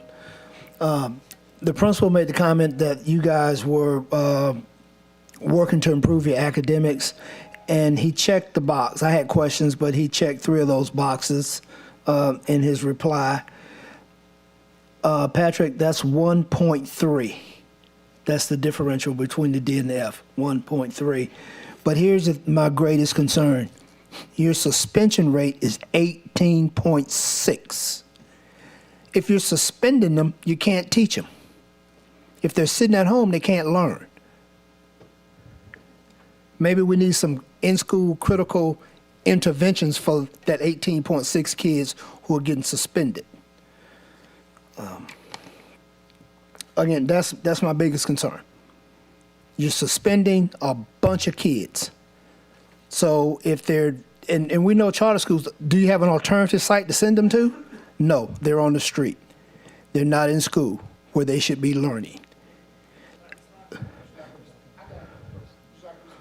Please, can he respond? No, you can't. I'm sorry, you can't. No, you can't. All I'm saying is address the suspension rate when you come back.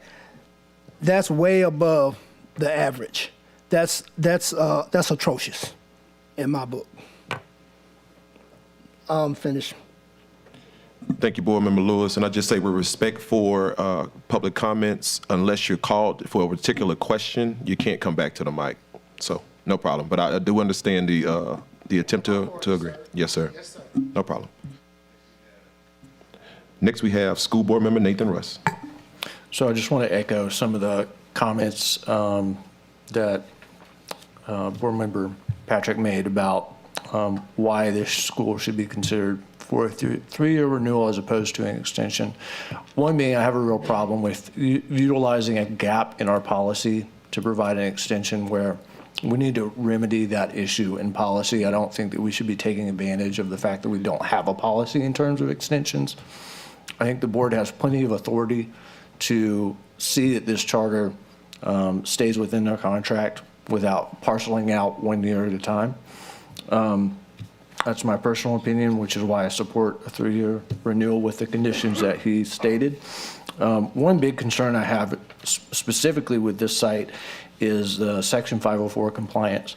Can someone from your team speak to what happened there? From what we understand, there was a number, as many as 20 or more students that were out of 504 compliance. Yes, thank you for naming that. We did have a time when we had 20 or more students out of compliance, but since then, we've worked with our 504 coordinator to make sure we have a backwards plan to make sure none of those plans are expired, and we are currently up to date with all of our plans. Some of those gaps in that is that when we receive new students in the new school year, we don't always get their 504 records timely, and then when we get them, they've already expired from the previous school year. And so because they're our student, like it counts as expired for us, but we have created a backwards plan to make sure that that doesn't happen moving forward. Thank you.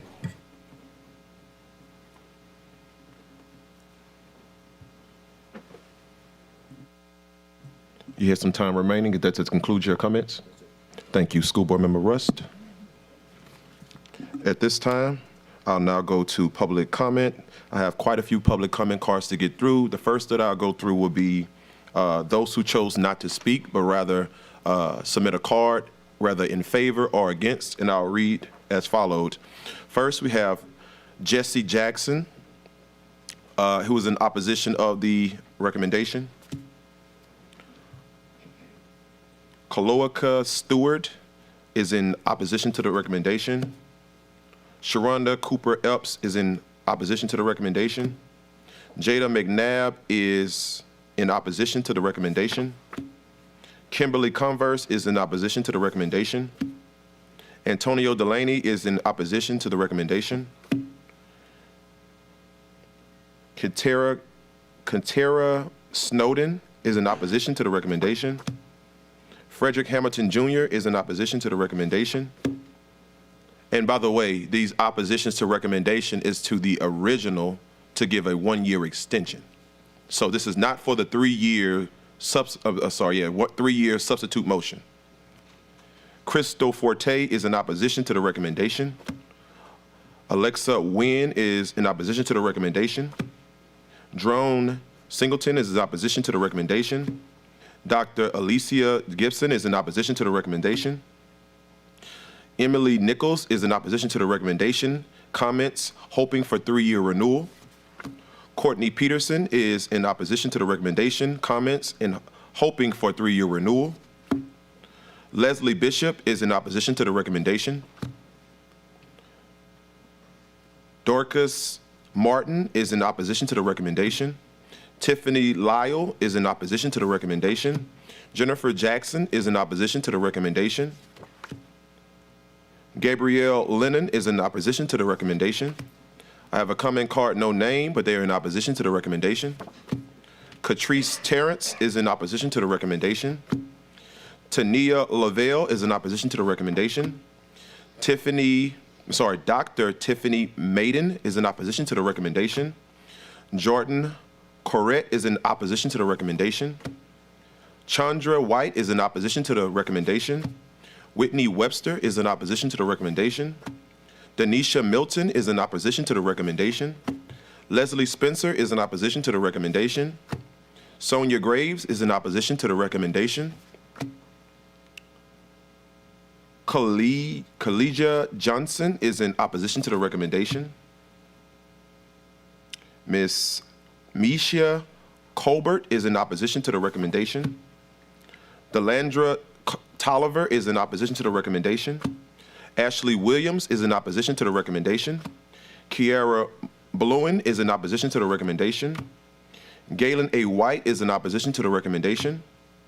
H. Cromwell is in opposition to the recommendation. Eric Robert supports the recommendation. And Ladrisha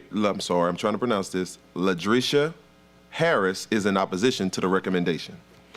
That concludes all comment cards that chose not to come to the mic. Now I will call up members to the mic. I will remind all members that you will have 1 minute to make a public comment. Again, all members coming to the mic will have 1 minute to make a public comment. The first two will be Corey Ryder, followed by Ken Campbell. Mr. Campbell has elected to not speak, but he opposes the recommendation. Following Mr. Corey Ryder will be Ms. Karonda Corley. My name is Corey Ryder, and I am the Director of Governmental Affairs for the Baton Rouge Alliance for Students. At the Baton Rouge Alliance for Students, we believe that good charters can only be as effective in strong partnership with their authorizer and the authorizer's practices of good governance. That's why we support Mr. Martin's proposal to renew Idea Bridge for 3 years with conditions. 3 years is the minimum allowed by both state law and board policy, and would allow these schools to have complete performance data and implement any additional improvement measures to continue serving their roughly 1,200 students and families ahead of their next renewal period. A conditional 3-year renewal is not only a show of good faith, but one of fairness, and falls in line with precedent set by LDOE and BESI in 2022. As with all schools, charter partners like Idea Bridge were impacted by COVID and should be allowed to continue to rebound and serve our community.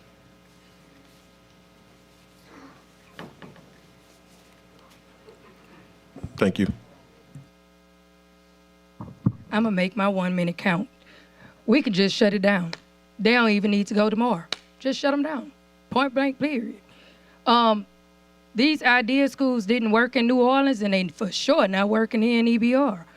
Shut them down. They closed in New Orleans. There's a grandparent, there's a parent of a child that's in the lobby right now that can tell you how they shut down in New Orleans. They wasn't there but 3 years, if that.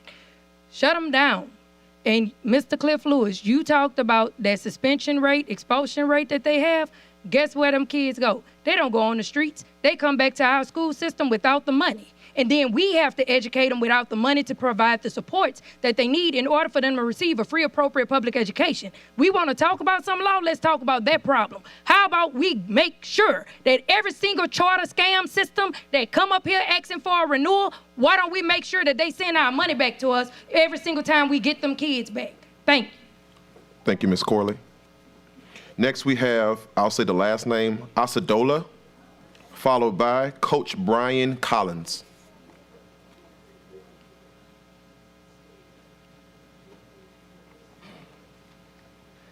And forgive me if I mispronounce your name. No, you said it correctly. Thank you. I'm a little nervous. That's okay. Is it a clock? Yes, No, ma'am. stop it. Let me take a deep breath. Who's doing the clock? That's okay. Take your time. Okay. Last lady got me a little riled up. Okay, I just want to say, as a parent of a child with a disability, IDEA was the only school in the district, magnet or otherwise, that had a plan for her. I toured several schools. What are you gonna do for what are you gonna do for her? What is the plan? They all told me the same thing. She has to fail 2 consecutive grading periods. Then we're gonna call in pupil appraisal, then we're gonna do something. I went to IDEA because I looked in the Baton Rouge Parent Handbook.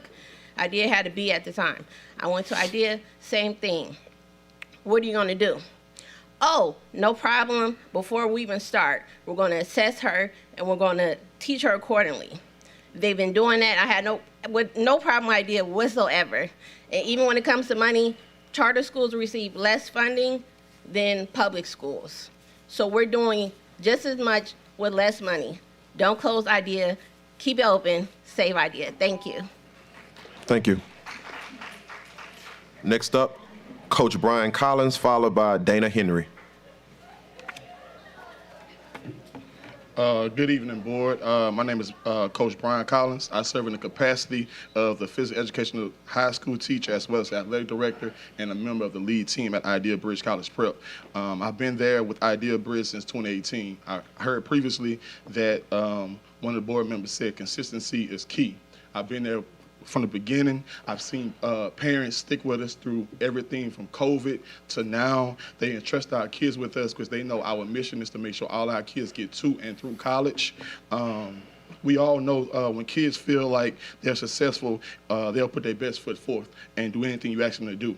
Athletics at Idea Bridge has been one of many highlights we have for the student body, staff, and community. Community engagement is another spotlight. The promise that we made to our families when they entrusted their kids with us, I ask that you tonight renew our charter to allow us to continue to serve our kids moving forward. Thank you for your time. Thank you, Coach Collins. Dana Henry, followed by Sarah Harrell. I'm sorry. Mr. Henry waves. Miss Sarah Harrell, followed by Celestine Stewart.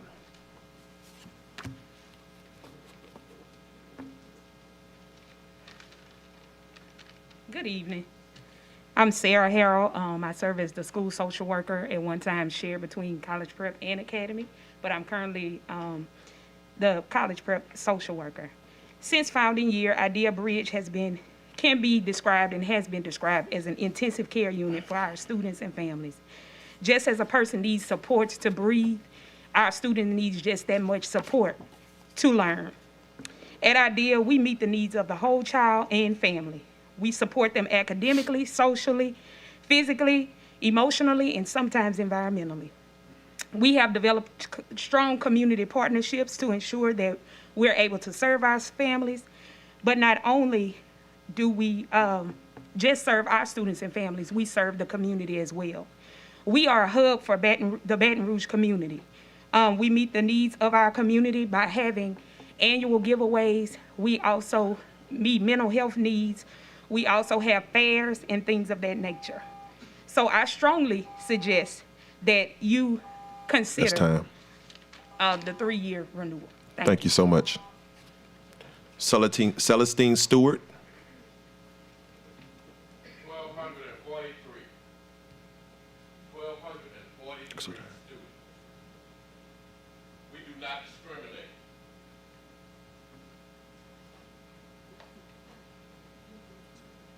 My name is Regional Stewart. I'm one of the founding parents of Idea Bridge Academy. I have 3 children that attend that school. 2 of them I didn't think would rise to anything. Idea Bridge showed me different. If y'all would you please stand? Idea Bridge. These are teachers, counselors, mentors. These are what is teaching our children. You all are going off of numbers. I'm on that campus 3 to 4 days out of a week. I can tell you what these teachers are doing, what these administrators are doing. The suspension level, they take on more kids, I apologize, they take on EBR kids that are kicked out. They are the ones that's taking the abuse that EBR refused to take. I'm sorry, Mr. Sellers, Mr. Stewart, that's the time. But we do appreciate your comments. Thank you. Next, we have Ms. Deborah Webster, followed by Mr. Abdul. Okay, both wave. Next, we have Ms. Lakeisha. I'm sorry, I don't want to mispronounce your last name. Robichaux. Okay. So that's Dr. Robichaux? No. Okay, just Ms. Lakeisha. Okay, making sure. Good evening. Thank you so much. I am Lakeisha Robichaux. I am a board member, board chair of IDEA, and I have been a board member over 5 years with IDEA. Committed, passionate about the excellence, the success of the students. As you can see here tonight, this room is packed. It's packed with parents, it's packed with the teachers that are invested in the students and the success of the students. It has been said many times tonight, I don't need to be repetitive about how COVID has impacted the success, the academics of the students, and we are asking that you give us another opportunity based off of Mr. Martin's proposal for 3 years. Because 3 years, if you know the infrastructure that has to be led to make a turnaround, 1 year is not enough to do that. We need 3 years so we can implement the programs, the resources that we have, continue to do that, and continue to go back to achieving the top gains that we had once again. So I'm just asking for your support, that you allow us to continue to do so. We want our babies to succeed. We want our team members to succeed as well. Thank you. Thank you. Next, we have Ms. LaToya Batley, followed by Dr. Papillon.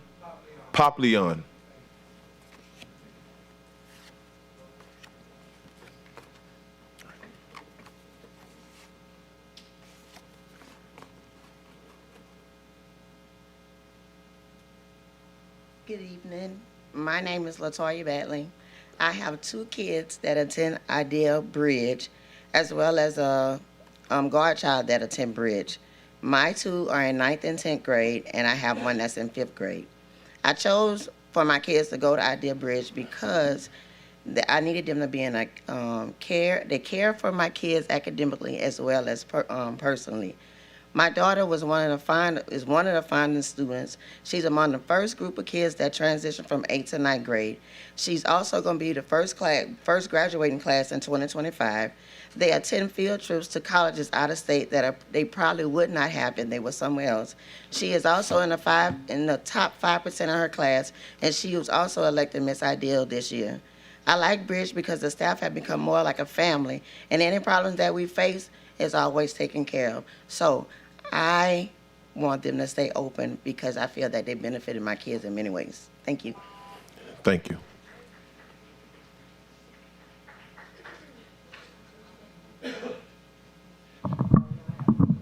Good evening. The data that's displayed before you shows one thing, but our teachers show something different. We are revolutionary workers. We are in the trenches fighting for our students on a daily with every obstacle that they face. Without a vision, the people perish. Well, our parents have chose us. I looked at the data. We have 1,250 students on our campus. They chose us. We didn't choose them because they see the vision, they see the plan. So I call on you, leaders of the school board, to help us build a bridge into new heights. Let us go into the unknown with these students and let us remain open so that we can bring positivity to our students. A lot of our teachers are first generation college graduates. They are showing our students that a change can come and will come. For we see the brand new horizon. We ask for you all to join the board. I'm in favor of 3 years. Thank you. Thank you, Mr. Papillon.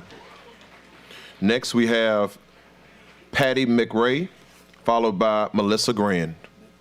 McMurray, I apologize. All right, so we have Miss Melissa Grand. Okay.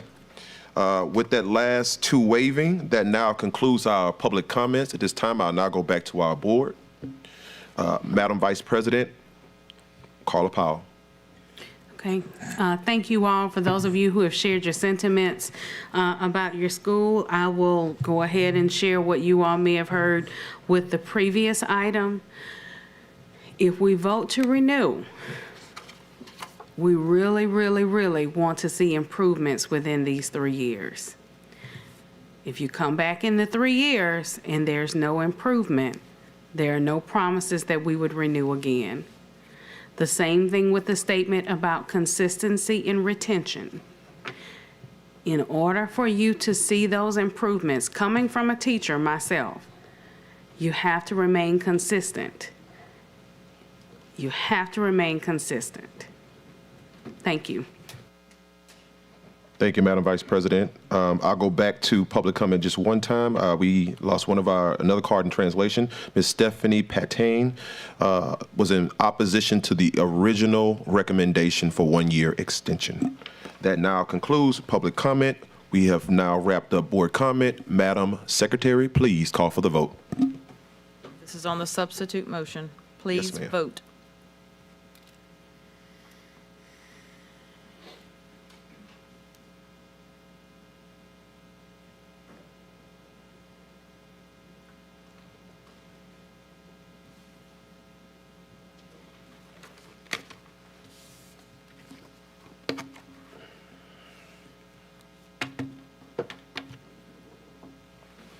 The motion carries.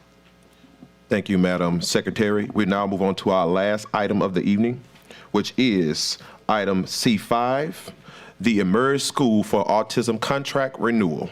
Consideration of a request for initial renewal of the contract with the Emerge School for Autism. Can I get a motion? Yes, no problem. We will suspend motion until audience has left out of the room.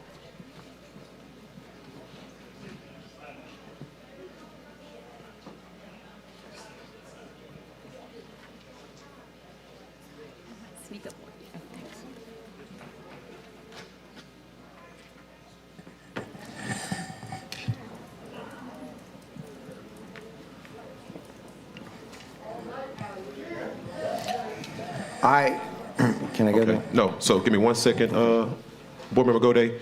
Okay. Okay, seeing that the audience is now at a calmer state with motion, what I'm gonna do is I'm gonna read the motion back again, and then I'm gonna call for it again, if that's okay with you, for the record. Sure, but I'm gonna make. Okay, that's fine.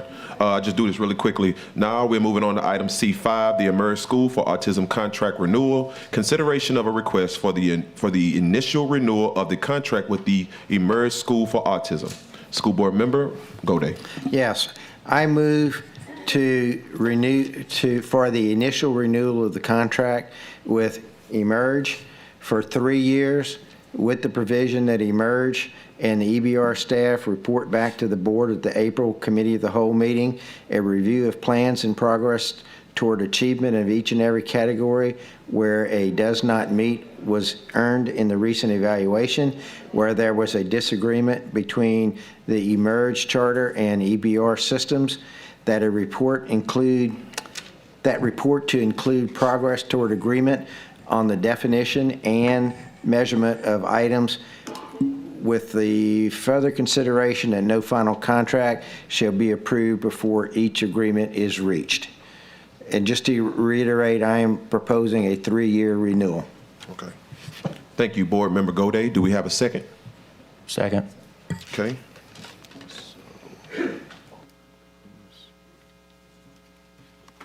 Okay, thank you. Thank you. At this time, I'd like to call up Mr. Brickhouse to give a presentation on behalf of the, I'm sorry, 1 second. Can I make a substitute motion now, or do I have to wait? No, ma'am, you can. I can? Yes. I'd like to make a substitute motion to renew Emerge's contract for 5 years. 5? Is there a second? Calling for second. Last call for second motion. Substitute motion dies for lack of second. Back to the original motion. Now we go to Superintendent Cito Narcisse. So in the last couple of days, we've heard a lot about various stakeholders about Emerge School, but I'd like to make sure that the public understands where we are in terms of their agreement that they've had with the board. The current data that is used at Emerge, there is a discrepancy between what their agreement is in their contract and then how they assess children. And although in the reporting, you'll see when our team shares that reporting, the challenge that we have in the current model is impossible to assess them in that current approach. And although I know there's been transitions of new executive director, the current leadership there did not create that original. But myself and some of our team had conversations. Based on that current contract and that data set, they would never meet the metrics for success. So as I shared with our folks, my recommendation is that they get a 3-year renewal. However, they must change the metrics in the contract to be similar to the way that we assess our children that have the same set of disabilities that they have around the IEPs and some of those other metrics. Because the unfortunate reality in their agreement, although I know it's a community that loves the school and engage, they will never meet that metrics. And I've met with their leadership team having that discussion. But the challenge for me as a superintendent is my job is to execute what the contract says, because that is what the board agreed upon. And so I'd like to change my recommendation that we give them a 3-year renewal contract. However, we must have clear performance metrics that align with the needs of the current students they have that are similar to the students that we have in our system to allow that school to be fairly judged. Because they are also a unique population based on the state, there is a lot of different shifts and changes, and what has put us in a different position is that it becomes challenging to evaluate them fairly. And that has been the challenge for me as a superintendent, as my job is always to execute on the policy and also what is in the contract. So I'd like to ask the board to reconsider a 3-year agreement renewal, however, with the conditions that I can sit with their team or our team to make sure that we allow them to fairly assess the special population of students that they have. And so then now they can come back. I still agree with the annual piece as well with April. I believe we should be doing it for all schools. And then to come back to be able to fairly assess the school's performance over time. Thank you, Superintendent. I'll go back to the originator of the motion, Mr. Gode. Yes, and I believe the way the motion is written, that would encompass that, because it talks about where we have disagreements on measurements and things like that we reach agreement on definitions and measurements, and that's as part of the final contract. So I believe we're covered. That's correct. Okay.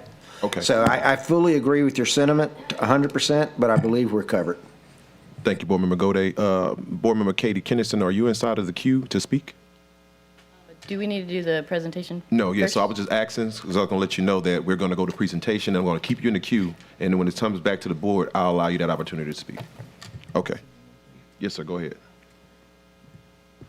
I just want to share the presentation that you're going to see is based on their data set is based on what is in their contract agreement. So I do not believe that gives a fair assessment on what their actual work is. And so I just want to make sure that the public is aware of that. And this is why I want to make sure that the board reconsiders my recommendation. Thank you, Superintendent Dr. Cito Narcisse. Now I'll call up Mr. Brickhouse for presentation on behalf of the East Baton Rouge Parish School System. Thank you.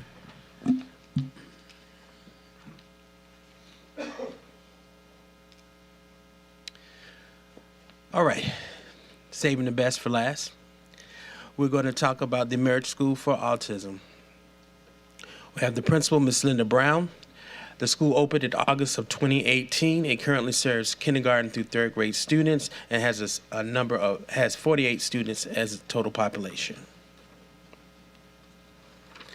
And looking at their academic data was different from the other schools in the sense that there is no SPS score for this particular school or letter grade. So their academic data was based on their IEP goals. They had 5 IEP goals. Did the students meet the IEP math goal? Did students move up 1 or more rubric levels in the area of physical or motor growth? Did students meet their social emotional goals?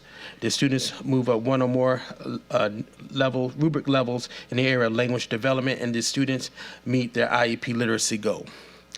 Only 27.9% of the students met their IEP math goal, so this objective was not met.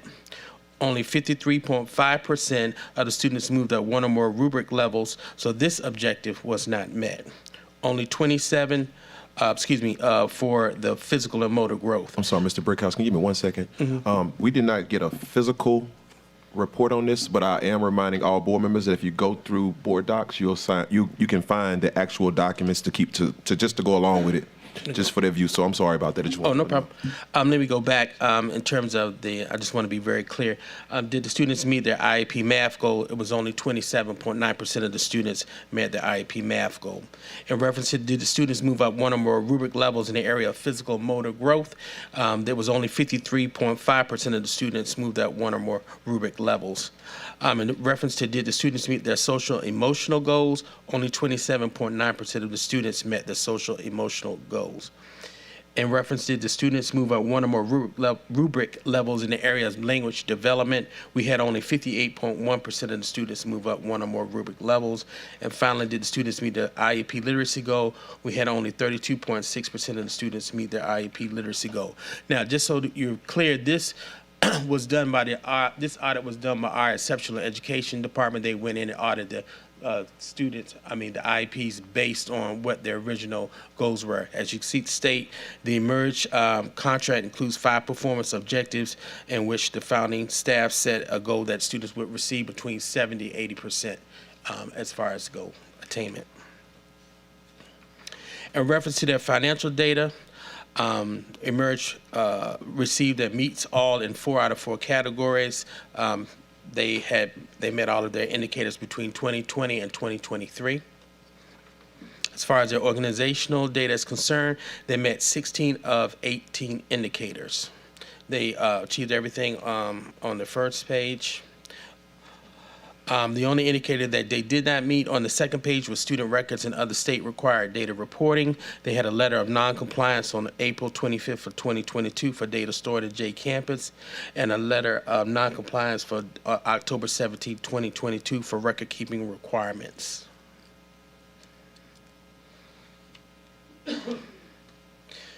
Finally, the other area that they did not meet was its economically disadvantaged federal programs. As I stated earlier, all schools that receive Title I money have to adhere to Title I requirements. They did not have their school-wide and family engagement budgets in their folder, nor did they have the student compacts in their folder, and the right to know notification letters to parents were also not in their folders. They met all of their indicators here. The recommendation, I believe, is that to the board is that eMERGE School for Autism be renewed as a Type 1 charter school. In reference to the academic performance, according to the matrix, they did not meet the expectations with a 0 to 5 performance goals met. Financial performance, they had 100% of the indicators met. And for the organizational performance, they had 89% of their indicators met. That concludes my report.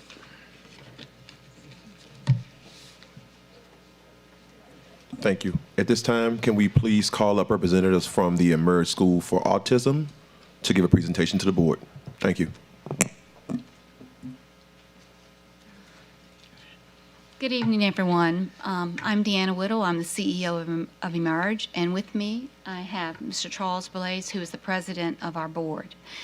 Thank you, Superintendent, for recommending that we look further into the data. And that we are all on the same page. This is something that is very critical, not just for us, but for every charter in Baton Rouge. And I feel that I do need to state that we collected data, and our data shows for the goals that our lowest score was 75, and we are as high as 100. Our children are progressing. This is a data interpretation that is the concern here. And I think we need to step back, and I'm so glad, Mr. Godet, that you suggested that we meet. My suggestion is that we look at this quarterly. Let's not wait 6 months or so. Let's get on the same page. Let's work together collaboratively and truly represent the children of our community. We work closely with several schools, several charter schools, several schools that aren't in the EBR parish because to make sure children all over have a great transition, have a great school experience, because our children, the slightest change in their day can change their behavior. You'll hear from some of our parents, and you'll hear the wonderful things that our team does to help these children be successful. You know, I'm very passionate about this, and one of the things that really upsets me is the fact that when we speak about economically disadvantaged children, that's the population we serve. 39 of 48 of our children have Medicaid. Most of them come from a single parent home. So these children I would consider are economically disadvantaged. We want them to be successful. If our charter were not renewed, these children would not be able to have the services that we provide. Any other school, when a child has autism, what happens is they go into a classroom of 30 children, 25 children, and that's an overstimulated environment. And what happens? They become a behavior problem. The typical teacher, the school ends up sending that child home. It's happened to our children after they've transitioned to a school. We don't want that for any child. You know, we are the experts. We know what we're doing when it comes to taking care of these children. The staff that we have is incredible. Let me tell you a little bit about a couple of the children that we have. Our children come to us via a lottery, okay? And so we're not out there hand-picking kids. These kids come in, and some of them have never had the services of ABA, which is a special therapy for children with autism. They've been at home. They're with mom because they've been kicked out of daycare. Mom can't work if she doesn't have child care. Most family members, unless it's a grandparent, really, they don't want to take care of the child because they consider them a behavior issue. These kids aren't a behavior problem. What happens is, if a child cannot communicate, well, let me ask you, what happens if you can't communicate? If you couldn't tell me how you felt, that you were hungry, that you needed to go to the restroom, you become frustrated and you act out, and you exhibit certain behaviors, you would, that other people would say, oh, I don't want to be around that individual. We don't do that with our children. We take them as they are. We teach them, if they've been at home, they've never sat in a chair, they've never sat with another group of children. We give them their voice. We are their voice until they can speak for themselves. So what we do is we find out the perfect way, the best way for that child to help them communicate. And we work with them. We worked with one child who came to us last year. He had never been out of the home. We received him. He rolled around. He kicked on the floor. He kicked the walls. We had to have those repaired, and it's okay. He could not speak. He banged his head, and we said, okay, let's get together. We got to figure out what we're going to do for this family. Not just the child, it's the family. Mom and dad, were beside themselves. So we work with him, and that little child, it was finding his voice for him. How could we give him the skill set to communicate?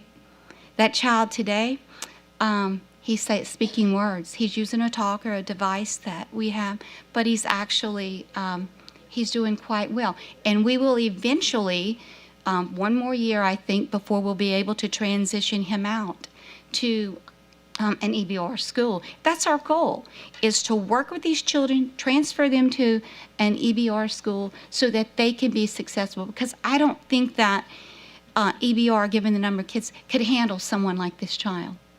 We want those child. Dr. Narcisse and I have had several conversations about the type of children that we like to see in our charter.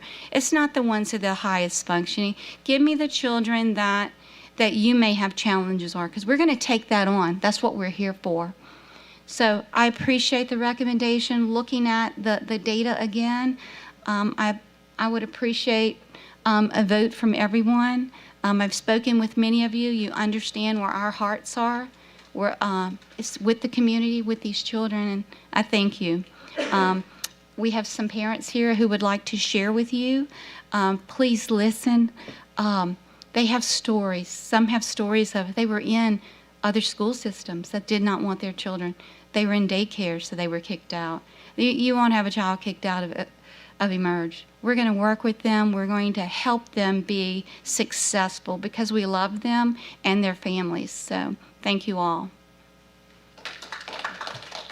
And just to make one comment, a lot of the public comments that have come in, you'll see when you read the cards, will say they oppose the recommendation. We don't oppose the recommendations as it's been changed. So I just wanted to say that when you read that. And thank you guys. Thank you all. Before I go to board comment, I would like to go to legal for an update because we are now almost at 8:50, and policy provides that when we make it to 8:50 that we will have to do a vote to do an extension because I don't think we're going to get through in enough time at the 9 o'clock hour. So at this time, I'll allow legal to give further deep.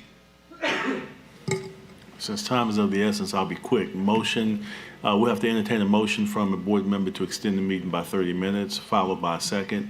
We'll take public comment. We'll take public comment at the reduced time quickly to get through, and once there's an affirmative vote, we'll go until 9:30. Unanimous consent is required. For the entire board has to agree. Yes. All right. So do we have a motion? All right. Second, Madam, I'm sorry. We have to go to board comment. Anybody from the board need to speak on this item? Go to public comment. I'm sorry. Yes, public comment. Anyone in the public wants to speak on this item? Thank you. Back to the board.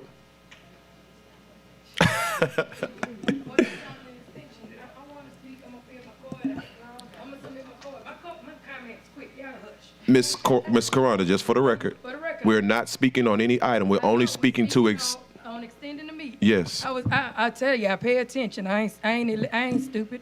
I'm very smart. Look, I agree. We should definitely extend the meeting, but for how many minutes? Because y'all have a lot of people that's going to speak for it, and I'm quite sure you have some that's going to speak in opposition. So the only thing I ask is that your motion actually state how long we're extending it to and how many minutes the public will actually have for comment, for public comment. That's the only thing I ask for. Thank you. So again, the motion is to extend the meeting to 9:30. Public comment will be for 1 minute. Board comment will be for 2. Is that understood by our board members? Okay. Madam Secretary, please call for the vote. The maker was Mr. Patrick Martin. The second was Board Member Gode. Please vote.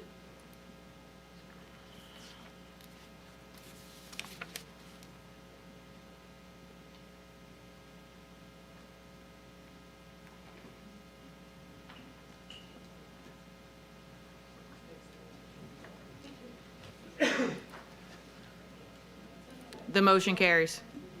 Thank you, Madam Secretary. Yes, thank you, Madam Secretary. This time we'll now have an extension of our board meeting. We'll now continue as followed. First in the queue for board comment is going to be School Board Member Katie Kennison.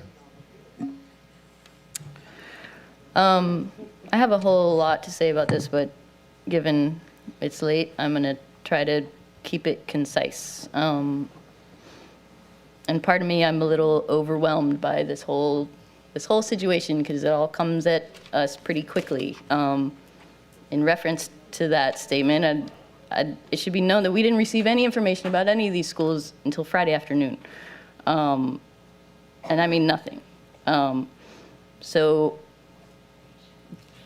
to the point of Emerge, I think Emerge is a beautiful example of what a charter school is, what charters are here for, what they're meant to do. They're meant to fill the needs for kids that aren't necessarily being met in the regular public system. The public outcry has been tremendous. Like, if I had to count my emails, it might be every single parent. I'm not sure. And you guys are obviously doing a remarkable job. When it comes to the academic, the grading system, and how Dr. Narcisse was talking about we need to look in the contract. Well, I looked in the contract, and there actually is mention of using similar data tracking system, and it specifically mentions in 2 of the 5 measures the TS Gold system that you guys use. So there's no reason for the percentages that you saw in that evaluation. Those are moot. That's not the rubric that's needed for your population. You have a special population that requires special measurements. And it's literally in the contract that they can use TS Gold for these measurements. I'm only finding this out like this afternoon because we don't get fed a lot of information, but I'm not sure if that beep means I'm done. But so given that if we use the TS Gold measuring like data system, they meet all the requirements. Like by far, we're sitting, I don't know what we're doing here. We're sitting here renewing these charters for failing schools. I'm really unsure of why we're here doing this, but this school is actually helping kids. We're serving kids in ways that are really, really needed, and they're benefiting. And it's going to be time. I'm sorry. All right, School Board Member I'm Kinnison. done. Thank you. Next up, we have Board Member Patrick Martin. Thank you. I second many of Ms. Kinnison's comments. It's unfortunate that for a whole slew of reasons, we weren't able to have data before now, partly because we just took office January 5th, partly because of, I think, some of the underlying challenges that we discussed before that I know the superintendent and his staff have been working very, very hard on, and I think will be helped very much by Mr. Goday's suggestion that we work over until April with all the charters to really improve the reporting system and clear up some of these misunderstandings and miscommunications that there may be out there. With that, I just want to note that Emerge is providing a wonderful, valuable service to our community. As Ms. Whittle noted, I think it's particularly important that this particular population of children is very sensitive to change and disruption. And so, I gave serious consideration to seconding Ms. Kinnison's 5-year motion simply because of that. But I think 3 years is, while we clarify everything and get it straight, is an appropriate amount. Thank you. Thank you, Board Member Martin. Next up, we have Board Member Nathan Russ. I just want to state that I'm in support of this motion, and I want to applaud Ms. Kinnison's support of this school in her attempt to see their further success. But I personally, I'm in support of a motion of a 3-year renewal because I want to ensure as a board member during my term, whether I'm here for another or not, that we work with you through these next 3 years to address the problem that we have before us and ensure that you come before us in another 3 years bringing success to the table. Thank you. Thank you, Board Member Russ. Next, School Board Member Cliff Lewis. I support the 3-year renewal just as well. 2 years ago, I saw a young lady walk across the stage at the high school I worked at who was autistic. And that was one of the highlights of my working in high school, was to be able to fist bump the young lady when she came by. So it's something that we need to do. It's a very special population. Thank you. Thank you, School Board Member Lewis. Next, School Board Member Michael Gode. Yes, I'll also be very quick. Emerge is in my district, and I think I've worked very closely with Emerge from the get-go and getting it started. And, you know, one of the things that I really want to see is for us to really get alignment on how we're going to measure and how we're going to score. Because I'm not trying to take sides on anything and any of this. I think our staff did what they were given the task to do, and you guys are doing what you're giving the task to do. And I think both of them are out operating in very good faith and doing things as best as they can. So I look at this as a chance to reaffirm what you're doing, but also to lay a better foundation for the future so that we and everyone else can appreciate the progress that's being made. So I hope it's taken in that vein. And I would be remiss if I didn't add, yes, you do treat a special population, but we have a lot more autistic kids than are just in your school. And so EBR has a lot of kids that we're treating and doing that. So I just didn't want that to go by the wayside, because I know we have many teachers and staff and therapists amongst EBR that are working with critical autistic children in the same manner. So I didn't want them to feel like they were being slighted in any way, because it takes everyone working. This is a group of kids that need all the help they can get. So I just wanted to make that comment. Thank you. Thank you, School Board Member Gode. Next, I'll put myself inside of the queue, and I'll be very fast myself. The very first thing I'll say is that I want to thank Emerge for all of the amazing work that they do, given the special population of students that you deal with every single day. I have a very, very close family member inside of my own family who deals with autism every single day, so I understand what that is, what it feels like, and what it looks like. And as much as we can support you, we absolutely will. Now I'll pivot to the comments made by School Board Member Katie Kennerson. I appreciate all of the amazing work that we do as a school system, all of the amazing work that our staff members do, the immense amount of time that you put into trying to get the information out to our board members and to our general public as a whole. But what I will say, as being board president, that I feel her sentiments and understanding that it is unacceptable that we have new board members and that information is given to them to make an important vote literally a few days before they receive the information. That, to me, again, is unacceptable. And what I'm going to do as the board president is to ensure that we're pushing everyone to get that information, not only to our board members, but to our public as a whole, because these votes are too critical and our students are too important. So I'll just end there. And next, I will go to the public for public comment. First, to the mic, we have Ms. Tanisha Woods, followed by Teresa Bond. Good evening. I am Tanisha Woods. I am the ABA director at the Emerge Center. I do want to just talk about measurement, because as a board certified behavior analyst, that's all we do is measure, measure, measure. We had the opportunity, actually I just started, so it'll be a year next month, but I have been working with our principal, and we have been able to kind of mirror developmental. So we use the VB map. That's like a milestones, those developmental milestones that we're wanting our kids to meet.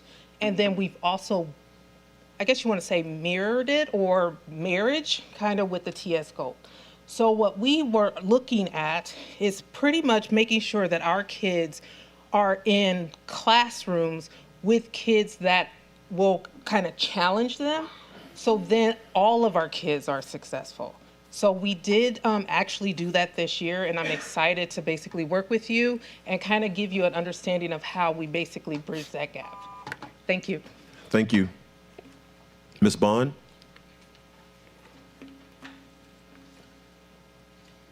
Hi, good evening. My name is Sharissa Bond. I am a board certified behavior analyst working with Emerge School. And I'm not going to talk to you as a BCBA right now. I'm going to talk to you as a parent. I have 4 kids, 3 of whom are on the spectrum in some capacity. Unfortunately, when my kids were young enough to attend an Emerge school, there was no provision for that. There were no insurance provisions for it. I wasn't able to get my kids services. This school, I've seen the changes that happen in these kids. They are growing so tremendously, and the data aside, what we're doing matters. It matters to the parents, it matters to the kids, it matters to us, it makes us feel better. So I am pleading with you to keep this school open for as long as possible. Thank you. Thank you, Ms. Bond. Next, we have Ms. Maria Harmon, followed by Ms. Deanna Whittle.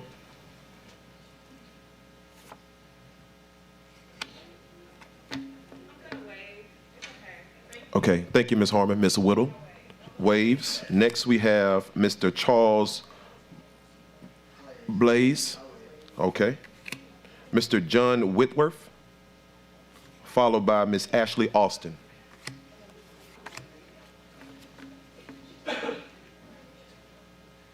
Evening, everybody. I'm Dr. John Whitworth, but my most important title is one of Dad, and I am so proud of. I said I wouldn't do this. For me, I'm Louisiana native. When we got our autism diagnosis, we were in Florida, and really there was no other system out there right now that really addresses the need of continuous care mixed with high academic achievement. Believe me, I've looked. So really, continue to Emerge, and I would even challenge this board to grow Emerge. It provides a valuable service for kids all across the district. And you guys are one of the only places that actually has that. So be proud of Emerge, be proud of this school, and really let's grow this moving forward. Thanks. Thank you, Mr. Whitworth. Ms. Ashley Austin. Ms. Austin.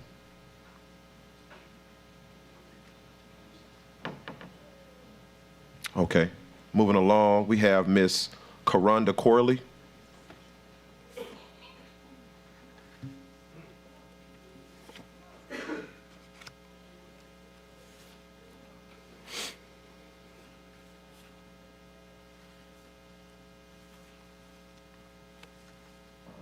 So my child with autism is running in the lobby because we're talking about children with autism and children being on the spectrum.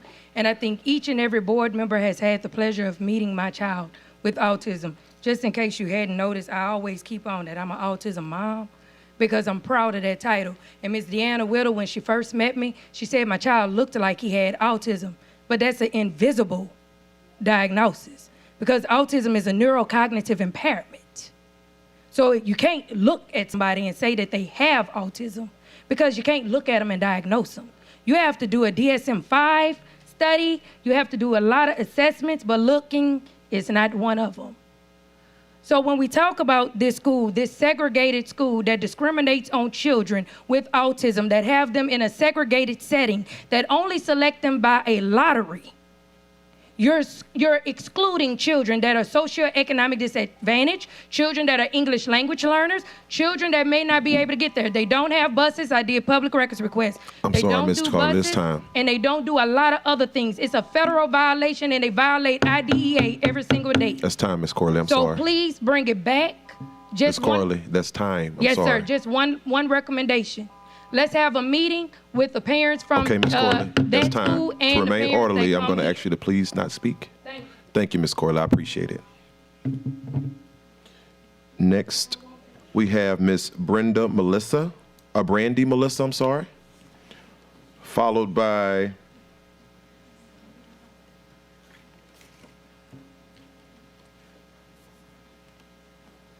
Ms. Fairleigh Jackson. Hey y'all, I'm Brandy. I live in, actually on Brightside, not too far from Emerge. I'm in Goldays District apparently. About to be 40 years old, but this is my brain scan from 2020. My mom was told to terminate her pregnancy, which she was eventually forced to do because domestic violence didn't end my life. And I have a medical rap sheet that I should have been a vegetable. I couldn't do anything for the first few years of my life but lay on a blanket and gurgle. I'm an alumni of Estruma or Roberts University, and when I'm not here, I'm passing laws at the legislature for adults and kids who can't speak for themselves because So don't give up. I'm gonna be quick. I was mainstreamed. Started off in special ed. When I completed a Struma, I was an all-honor student, and you're right. With my medical situations, EBR, more than the parish I came from, bent over backwards from the time I got here in kindergarten at Mayfair to the time I walked out of a Struma. And I had an act passed in this legislative session, the Eating Disorder Act that y'all were asked about is named after me. So I want to let the parents know, no matter what your doctors say about your kids, don't give up, because my mom was given the worst, and here I am. And yesterday I was even speaking up for kids who have been sexually abused. And I'm not shutting up anytime soon. So if y'all ever need anything, I'm right down the street. Everybody knows how to get in touch with me. Don't hesitate. Thank you. Y'all have a good one. Thank you, Miss Melissa. Next, Miss Fairleigh Jackson.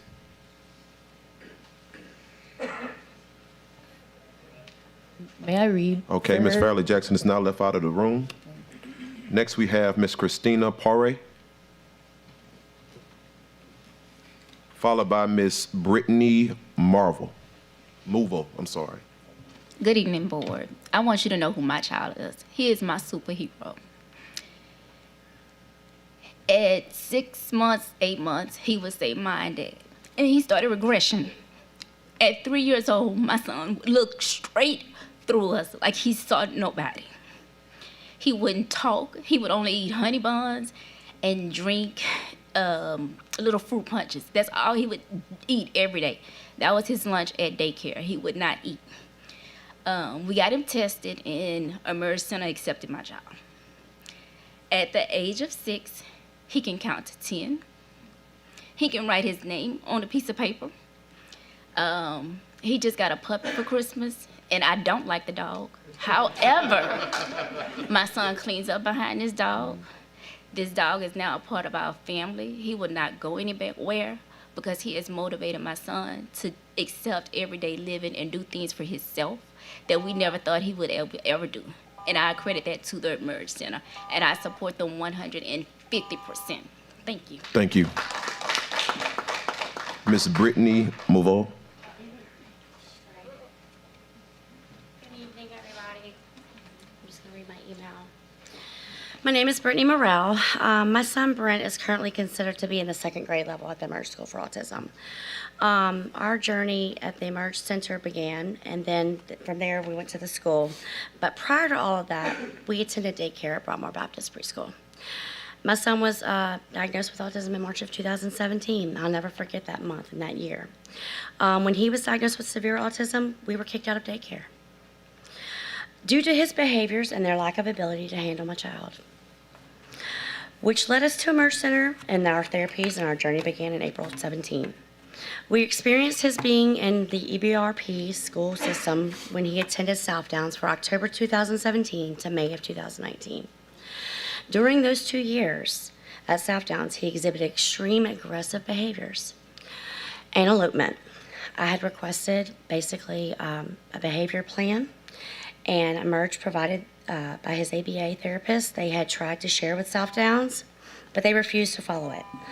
I'm gonna wrap it up. Basically, I support Emerge 100%, and I would like for them to grow, because my child is still trying to succeed, and we have challenges every day we are working on.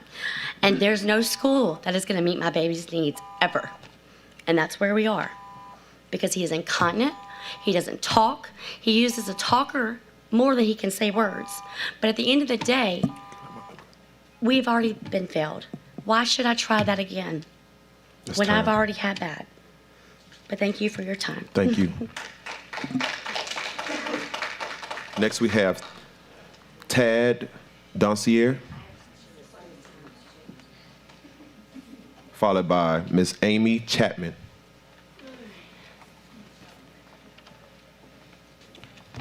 Good evening. My name is Tad DeSaunier, and 2 years ago, I stood in front of this group to fight for Emerge and do my best to put into words how much the community needs a school like this. I am Ian's dad, and 2 years later, he's a foot taller and 20 pounds heavier. Today, Ian walks into school independently. He buckles himself into the car independently.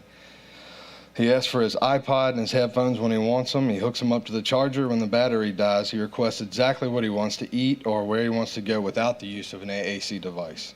He has recently started to help cook his food with his mom and I when we aren't moving fast enough. He continues to build his vocabulary every day and is now working on building basic math skills. His attention span has improved drastically, his independence is skyrocketing, and his growth in therapy and school is something his mom and I always hoped we would see happen. Emerge has given us this gift. Ian will be transitioning out of the school at the end of the year, and the word transitioning 2 years ago brought tears to our eyes. We were not prepared for something like that. The word transitioning today brings a smile and joy to our world. Ian has grown so much, he is ready for new environment and new challenges. Emerge is an incredible place. I can't explain what it's done for us. Thank you. Thank you. Ms. Chapman?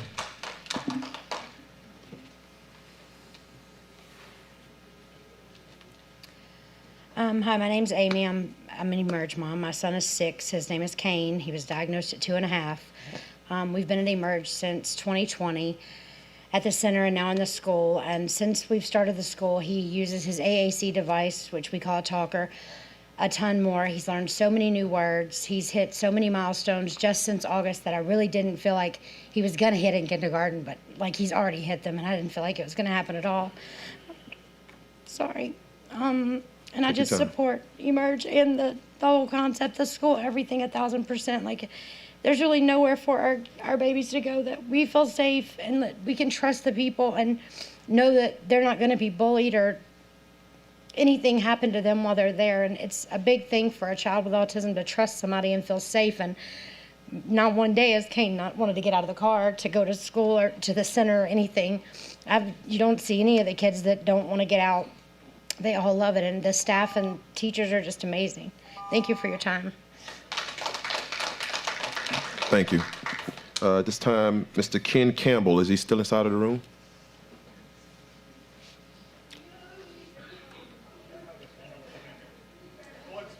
Okay. He's in opposition to the original motion. He's in opposition to the original recommendation, I'm sorry.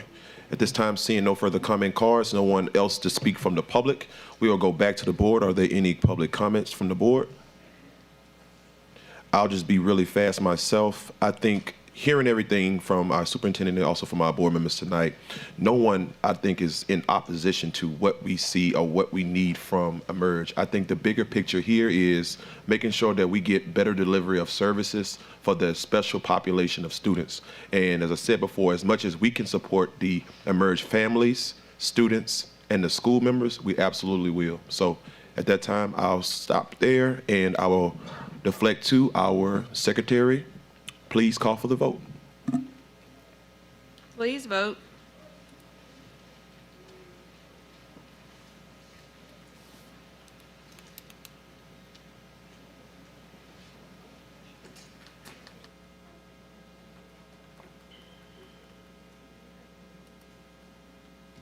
The motion carries. Thank you. At this time, I ask that our Madam Vice President, Ms. Carla Powell, please make the announcement of the meetings. Point of personal privilege before I begin the announcements. I would just like to say thank you to our interpreters. I'm sure that they have had some extreme opportunities to, if they haven't already, to spell out some names and some more names and some more names. So thank you guys so much for helping us tonight. Our announcements of meetings. Committee of the Whole is to be held on February 2nd, 2023 at 5 p.m. in the Central Office Boardroom. Regular board meeting is to be held on February. Being able to handle them in a very professional manner. And I also want to thank our president for doing a very good job of conducting the meeting and keeping things rolling. I think this is a good example of how we can operate in conjunction with the public and everyone else to really get the business of the kids done. So I just didn't want it to go without being said. So thank you. Thank you. And as always, our tradition is, Mr. Gode, could you please give us a motion to adjourn? So moved. Meeting adjourned. Thank you.